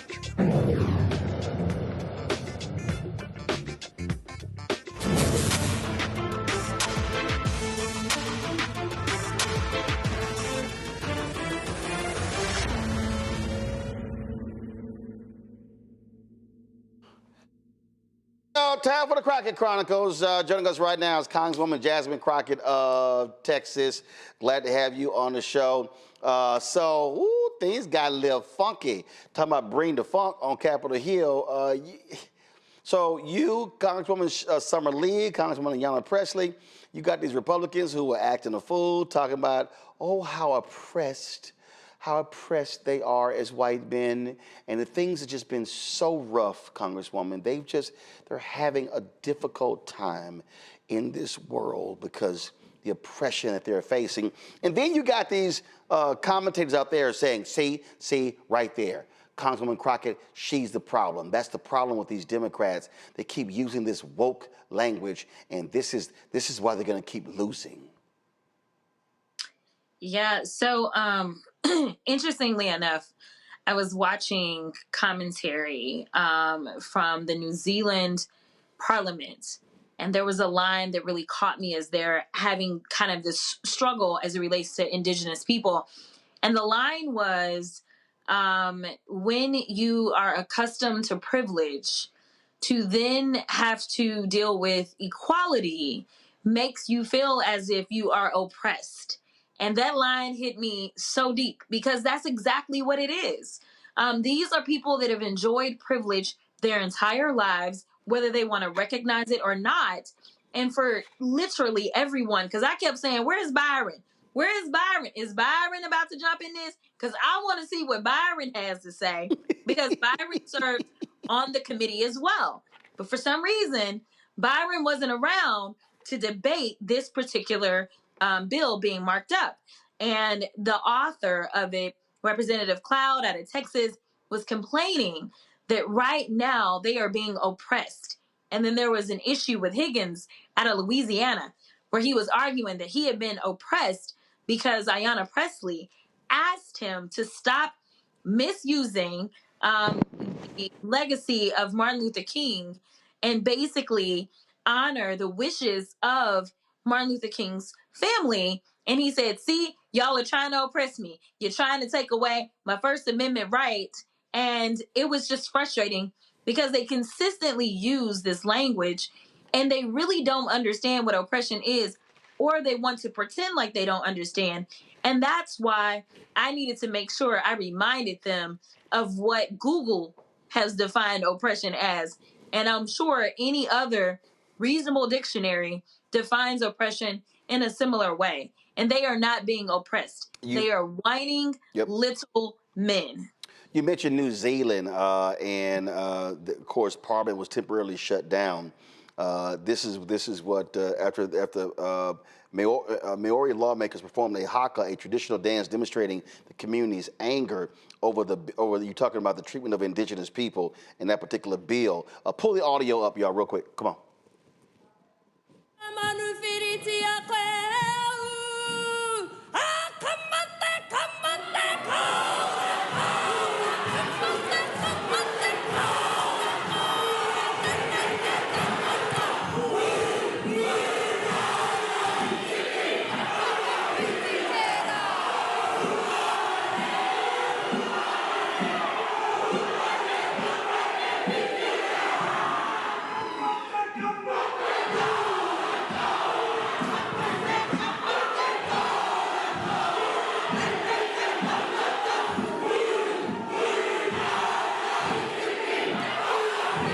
Come on, I wish y'all break out in the haka on the floor of the House.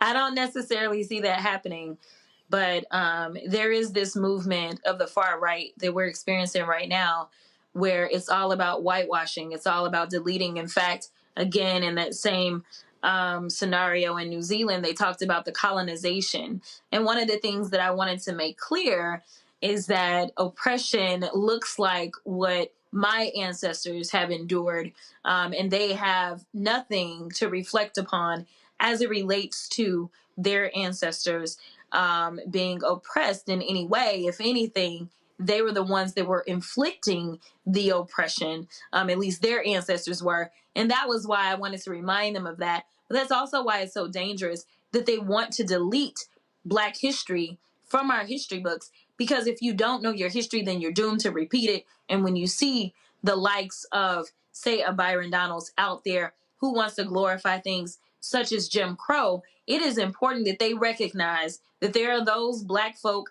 like me, like Rep. Ayanna Pressley, like Rep. Summer Lee, that will not allow them to delete us and delete our pain out of history and then decide to move forward and inflict more pain. This was a study done from researchers at Tufts University School of Arts and Sciences and Harvard Business School, where we're at a point now where whites believe that they are the victims of racism more often than Blacks. I talked about this in my book, White Fear, how the browning of America is making white folks lose their minds. I said in this book that we are living, I've been giving these speeches since 2009. And I was saying then, so the last 15 years I've been saying, we are living in this age of white minority resistance. We're living in this age where white Americans feel as if they are being discriminated against, they're being targeted, they're losing opportunities. So you got this DEI thing, you got all this sort of stuff like that, and they have created this hysteria that, oh my God, that their world is crumbling down. And what I keep, and then of course, then you got these Democrats we're spending too much time on identity politics. We're leaving these things behind. So you got Bernie Sanders, you got Chris Murphy, all these people. And what kills me is they act as if whiteness is not an identity. They act as if that's not real. And I sit here and so they're like, well, we need to get away from these things. And it's like, okay, and run to what? Because the reality is Donald Trump absolutely pressed the buttons of white identity. You look at the targeting of white men and males. Maleness is identity politics. And these white male Democrats, I'm like, I don't know what world they're living in where they can't see this, because for them, anything other than white is identity politics. But anything with them, oh, no, that's just politics. Exactly. No, that's exactly right. And it is important that we continue to make the record clear on who it is that's bringing this up. They continue to try to say it's the Democrats. We're not bringing this stuff up. Like, this was not a Democratic bill. This was a Republican bill that was being marked up. And I have every right to make sure that I challenge any bill that comes into my committee or any bill that comes on the floor. This wasn't us and something we initiated, but it is something that I felt very strongly about responding to and finishing, because it's just a bunch of games. And for those that are cowering and deciding that they are okay with towing the Republican line to where they are going to whitewash us, I have news for you. If you are a Democrat, it has been people of color that have held you down in your seat. That is for sure. Every single Democratic seat that you look at, 9 times out of 10, there is a person of color demographic that is holding that district down and making sure that it's Democratic. So, when you're out there and you're saying that you're going to represent your constituency, it's not just the people that look like you. It's your entire constituency. And I try to do that every day that I'm in the House. But the reality is that just seeking equity should not be a problem in the land of the free and the land of opportunity. Acknowledging that there were wrongs that were done to people like me, to the extent that, yes, I am sitting in Congress. And so, yes, I have made it further than I could say the average Black woman, specifically when it comes to politics, knowing that I'm only the 55th Black woman to ever swear into Congress. But that doesn't mean that there aren't obstacles that exist because of the kind of built-in systemic issues that we have. And you can't start to fix systems if you decide that you're going to ignore that there's a problem. If there's no problem, there's nothing to be fixed. So the fact that they are trying to roll back the hands of time, and they said that this was all because they wanted to make sure that the most qualified people are working in our federal government, and I applaud my coworkers, especially Melanie Stansbury, who made a very good point of pointing out that Donald Trump is definitely not concerned about qualifications when we look at the people that are being put into position. And I even made the point yesterday, and I said, I can't say that I agree with Senator Scott on anything. I can't say that I agree with Byron Donalds on anything, but I can tell you this. Those 2 Black men are more qualified to serve in some capacity in the Trump administration than the random people that Trump has decided to empower. But one thing is different about them, and is that they're Black. And that is what diversity, equity, and inclusion seeks to get rid of, is this idea that if it's white, then it's always right. But to absolutely say, we will at least give a look to somebody who is different.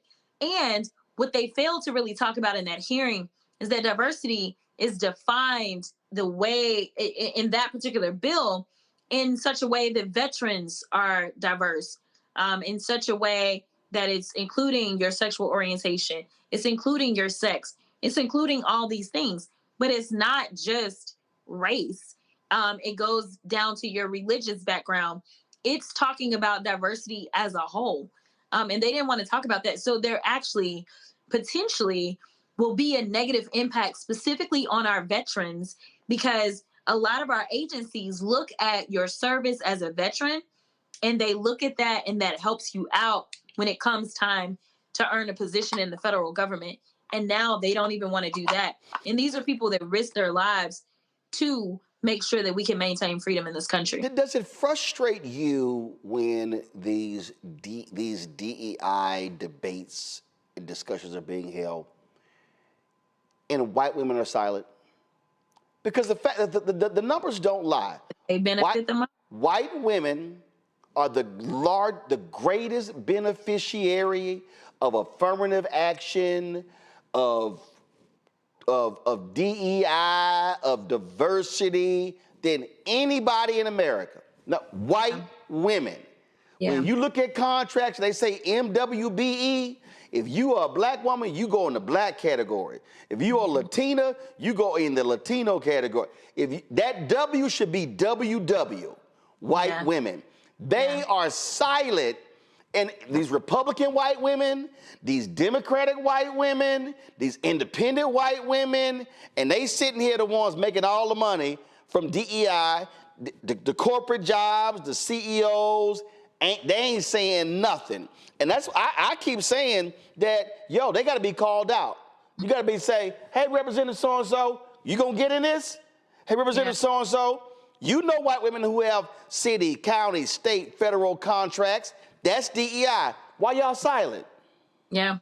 No, you're absolutely right. I didn't have enough time, but that was one of the points that I was going to make, is that white women are the greatest beneficiaries of DEI. And so when you're talking about DEI hires, they always try to use it as a slur against black folk, to be perfectly honest.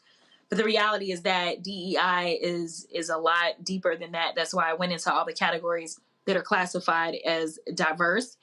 But white women, again, we're not engaged in this debate.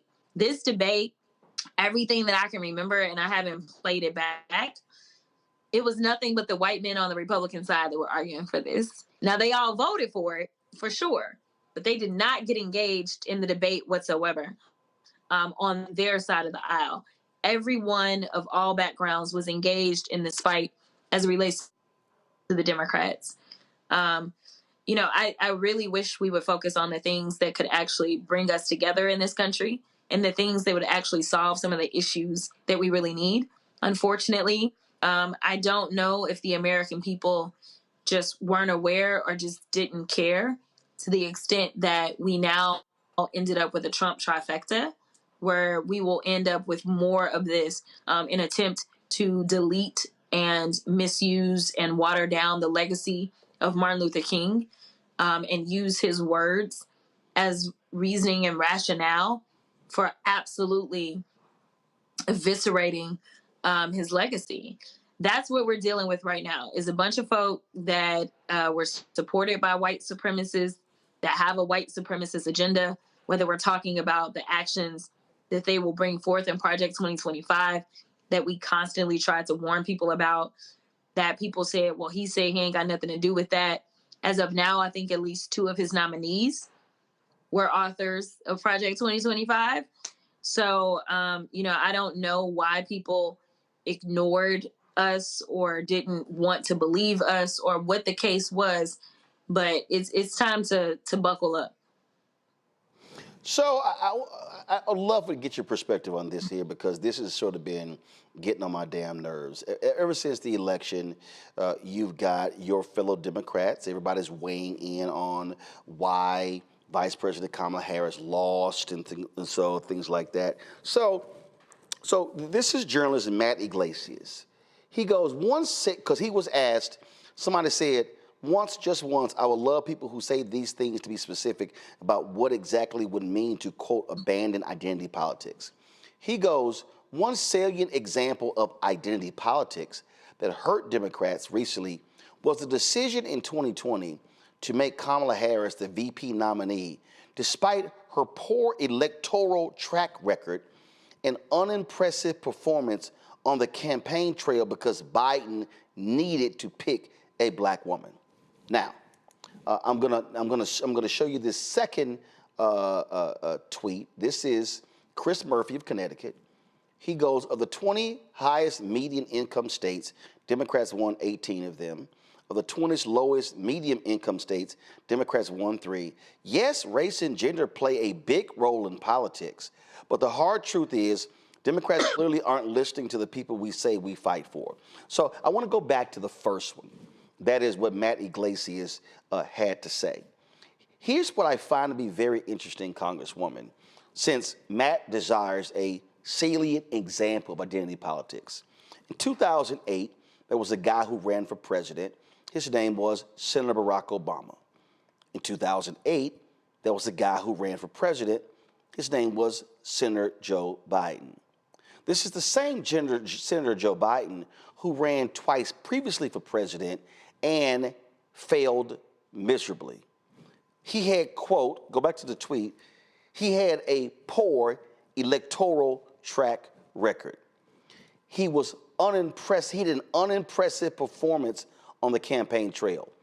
But in 2008, Obama secured the nomination. And do you know what all the talk was in D.C.? Obama's going to need to pick a white man who can talk to those Rust Belt white people. And so he needs to pick somebody who has serious foreign policy experience. So who does he pick? He picked old Joe, a white man. What's interesting is that Matt Iglesias acts as if Joe Biden was not unimpressive in running for president.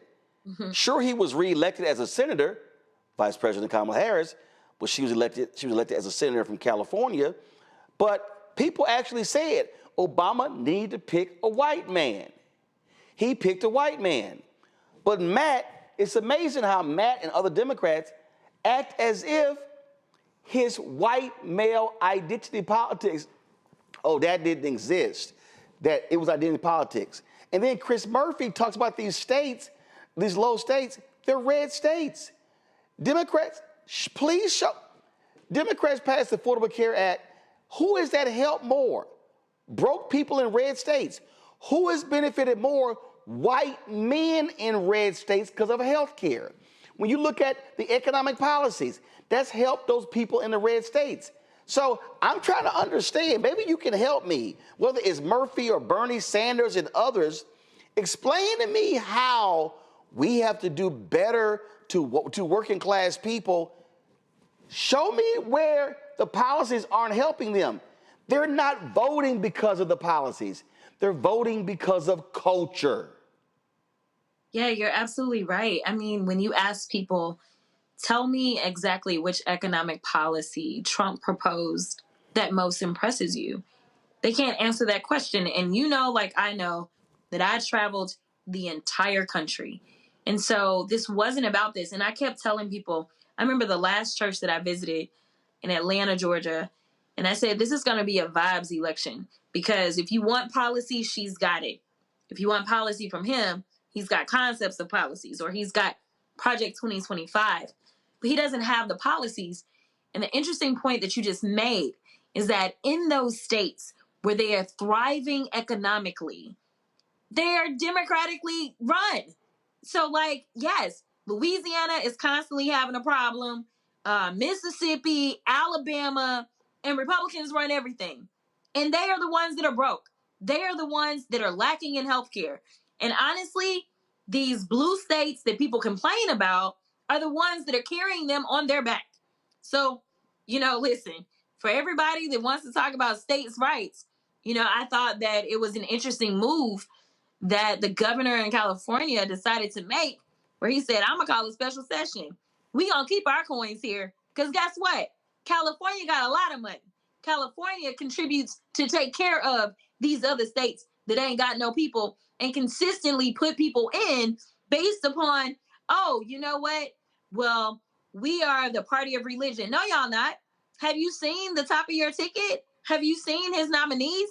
I mean, he's got at least 3 people that he nominated that have sexual assault allegations in some way around them, including his own sexual misconduct situation. So no, don't preach to me about religion. And as I try to tell people all the time, if you religion, go to church, but don't try to find it in your politician. because that's not our job. And this is coming from somebody that is the child of a preacher. I will tell you that if I had to assess anything, it is our communication. People don't know what we're doing, number one. So, it's kind of like the fact that people felt as if Trump cared about them when it came down to the stimulus checks. They thought that that was Trump. That was a failure of communication on our part. The fact that people don't truly understand who has the power of the person, how these things work, that is a problem that we have on education. So we've got to do better, and we can't just come out at election time and try to educate people. We've got to consistently educate them. We've got to consistently call them out immediately when things happen. And we also have to say, when it is a culture war, let me redirect you, because they decided that they were going to distract you, and make sure that you're pointing that out. But listen, here's the deal. I consistently heard on the trail, well, he's a businessman and he's strong. Those are the two things people would say. They would tell us Democrats are weak, and they felt like he was strong and that he was going to fix whatever pain they were feeling economically because he's rich. He's a businessman. Well, this is a brand that he's been building way before he ever ran for the presidency. And so it is hard to overcome that, because he had a solid brand that people bought into, and they also believe that he's authentic. All the gaffes and nonsense that he was making, they were like, oh, at least we know what we're getting with him. He's real. They felt as if they did not know the vice president, because even though she had been elected and had a great track record, she only had 107 days to brand herself outside of being Joe's vice president. And so people don't understand how difficult it is to kind of overcome some of that. I did hope that with everything that he was doing, that people would say, and with him being very clear about where he was with Roe and that kind of stuff, that people would say, you know what, I got to get out and I got to vote against him. But a lot of people decided to stay at home. And it's unfortunate, because we all are about to feel the effects of that. Absolutely. You ran for the Democratic Policy and Communications Committee, lost to Congresswoman Debbie Dingell. That to me is a part of this. Communication is critically important. You're absolutely right. I said for 3 years on this, all 4 years, that the administration was doing a horrible communicating policy. They were passing things, not talking about it. Not only that, amazing work happening when it comes to criminal justice reform in the Department of Justice. I said to Karine Jean-Pierre directly, to the chief of staff of Biden, I said, how do y'all never even bring this stuff up from the White House podium? And so it was just crazy. And I really do hope that the House Democratic Caucus listens to you. And again, I get this is nothing. I got great respect for Congresswoman Debbie Dingell, but here's the reality: I've never been contacted by her office. Never. My whole deal is, if you're trying to communicate, stop only talking to MSNBC. You got to be everywhere. You got to be on cable news. You got to be on digital shows. You got to be on podcasts. You have to be in a constant messaging mode. And I said to the campaign, I said January to July should be education, information, education stage, enlightenment stage, informative stage, because folk don't know what you did. And you can't wait to the last minute and think a 30-second commercial actually going to do it. Real quick, questions from panel. I need short questions from each panelist. Kelly, you go first. Sure. So we can talk about policy all day, right? And I've seen you on panels. I saw you at CBC. I saw you at Urban League and the like. And I absolutely adore you. Like, I watch all your clips and all those things. So this is my favorite. Question, Kelly. For a second. I got to get to that question, Kelly. I know. Real quick. As far as even with Roland's shirt, it said, I already did my job. Get somebody else to do it. That kind of vein of thinking. As a Black woman in this political space, how are you encouraging yourself to keep going? And what do you recommend for Black women such as myself who, frankly, we're tired? I feel like we did our job. What else you got for us get somebody else to do it? How do you encourage that line of thinking as well? Yeah, so, Roland started this off by talking about the fact that I did run for DPCC chair. And this was really to stretch my caucus because the times are different. A lot of my colleagues said, they had committed to Debbie 2 months ago. 2 months ago, as I explained in my speech, because I took all the time to really talk about what I was doing, I was actually traversing the country and trying to do everything that I could to make sure I could save democracy. I had raised over $4 million for this caucus. The raised goal as freshman leadership representative was $500,000, so I raised 8 times as much money as required. I made sure I gave out close to $400,000 or more to frontliners or red to bluers, either directly for myself or I raised for them, and I gave the caucus approximately $200,000 myself. So I was not sleeping. I was working. I was not seeking a position. And I think that we do get into this rut sometimes, specifically within kind of the party structure, where it's like, well, let's just kind of keep doing what we've been doing versus kind of challenging ourselves to kind of think a little differently. I also did not know, going more so to your point, how much I really was willing to do. I needed to take some time after the election and reflect. And the vice president called me about 2 or 3 days after the election, and she did what she always does. As difficult as it was for me to get out of bed, she was the one that reminded me of why I do this work. I don't do this work for me. I do it for the people that I serve. And so while I think that it is important that Black women take our rest, we rejuvenate, and we decide how we want to move forward, I think that at the end of the day, we have been so loyal because we know that the stakes are just too high. We know that we want better for our families, and this is what it looks like. It looks like us doing the heavy lifting.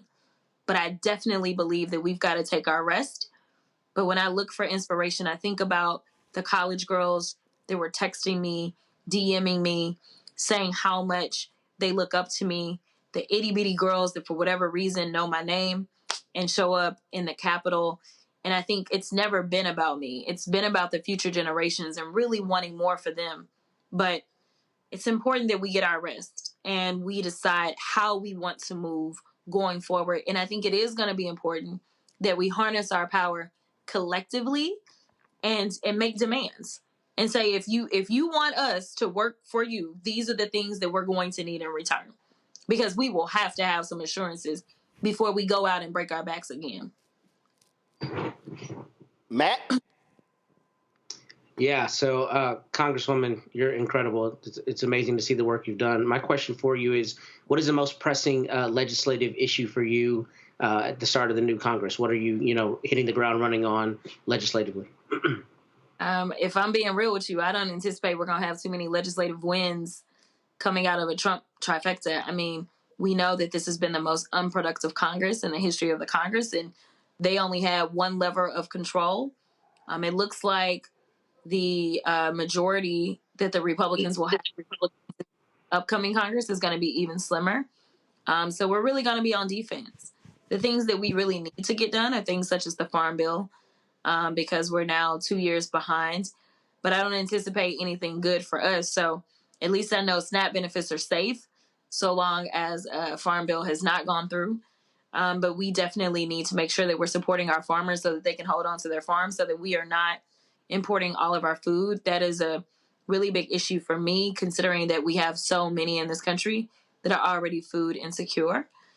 Other than that, we're going to have, a few of our yearly must-pass things. I am concerned about whether or not the government will shut down, because we know the last time that the government shut down, it was when Trump had the presidency.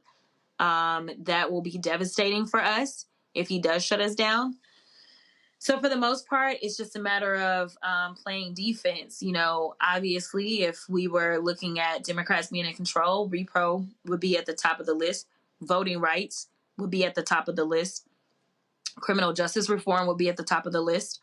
I am hoping that in the lame duck, there's a letter that we're about to send to the president requesting that anyone who is currently incarcerated under the 18-to-1 disparity as it relates to crack cocaine, hoping that the president will commute those sentences so that those that are still sitting there under those disparities, that they can be recalculated to the 1-to-1.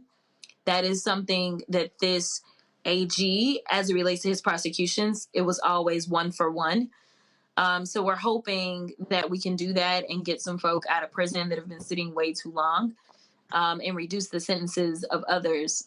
We know the numbers. We worked with the Sentencing Commission to get the numbers.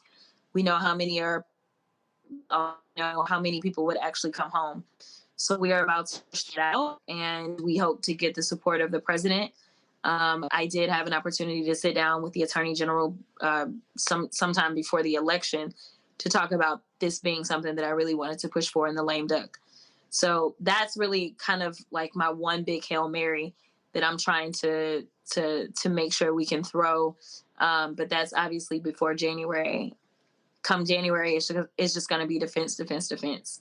Michael. Representative Jasmine Crockett, could you please explain briefly what the Dismantle DEI Bill of 2024 is? Because according to USA Today, if it became law, it would effectively close all federal DEI offices and eliminate federal DEI programs. We know that's part of Project 2025. Also, how are these white men on the committee defining the term woke? I hear them use the term woke, but they never define it. Thank you. Yeah. And great job in the committee educating them. Thank you. They definitely don't have a definition of woke. As far as I'm concerned, if it's the opposite of what they want, then they consider it woke. As it relates to the bill, you're absolutely right. So when we start to talk about programs within various schools, whether it's, I was looking at a portion of the bill that talked about kind of how they're encouraging in the healthcare space there to be more diversity. And we obviously already are in a great shortage as it relates to healthcare because of COVID-19. It would remove all funding that would help those that are historically disadvantaged from being able to get funds that would help them to potentially, be able to pursue their education. There was an amendment that specifically was put in by Rep. Presley that was specifically put in to make sure that HBCUs would not be defunded under this. Oddly enough, it did pass unanimously. So that was thrown in there because theoretically that could happen. Also, there's a provision that prevents someone who's been in any of these offices from transferring to another office. So if you ever worked in a diversity, equity, and inclusion office, then you would be prevented from transferring to another governmental kind of agency. Usually, if something gets shut down, then you have protections that allow you to go and transfer somewhere else. But basically, any funding that in any way is attempting to increase diversity in the federal government, it would be gone, as well as any positions, as well as the data showing us, this is how many. I want to say it was the FBI, how they now have to report the encounters, or at least keep track of the encounters and things like that. It will get rid of all of that. Okay, thank you. All right, then. Well, Congresswoman Crockett, listen, Thanksgiving is coming up. Get some rest. Enjoy the fam. And then, of course, got Christmas happening December. There's work that still can be done. And you're right, come January 20th, we are going to be in a state of war, battling folks who want to dismantle everything. And what I keep telling people, look, focus on that, build locally, and then also focus on 2026, because you can stop that nonsense in 2026 by voting the right way. So get rest, but also we got to stay focused and get to work. Absolutely. Good to see you. Appreciate it. Thanks a lot. All right, Kelly, Michael, Matt, I appreciate y'all as joining us on the panel as well. Thank you so very much. Folks, that is it. I want y'all to have a fantastic weekend. It is going to be a weekend of absolute rest. So do me a favor, though. Please support our Bring the Funk fan club. You can join us by contributing via Cash App. You can utilize the app Stripe. This is the QR code right here. Then you use this. Then you can, of course, donate via Cash App. You can also see your check and money order to P.O. Box 57196, Washington, D.C., 20037-0196. PayPal is R Martin Unfiltered. Venmo is RM Unfiltered. Zelle, Roland at RolandSMartin.com. Roland at RolandMartinUnfiltered.com. Don't forget, you can also download the Black Star Network app, Apple phone, Android phone, Apple TV, Android TV, Roku, Amazon Fire TV, Xbox One, Samsung Smart TV. Be sure to get a copy of my book, White Fear, How the Browning of America is Making White Folks Lose Their Minds. Proceeds from the book come right back into the show.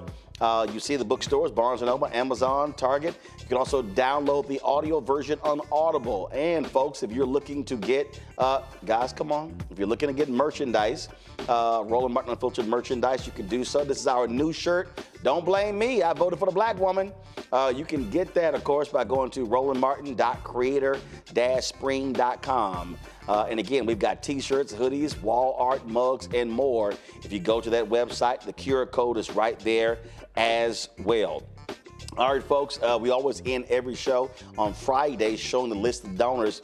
More than 35,000 donors have supported us since we launched this show on September 4th, 2018. We certainly appreciate all of you. And let me shout out Fort Valley State University.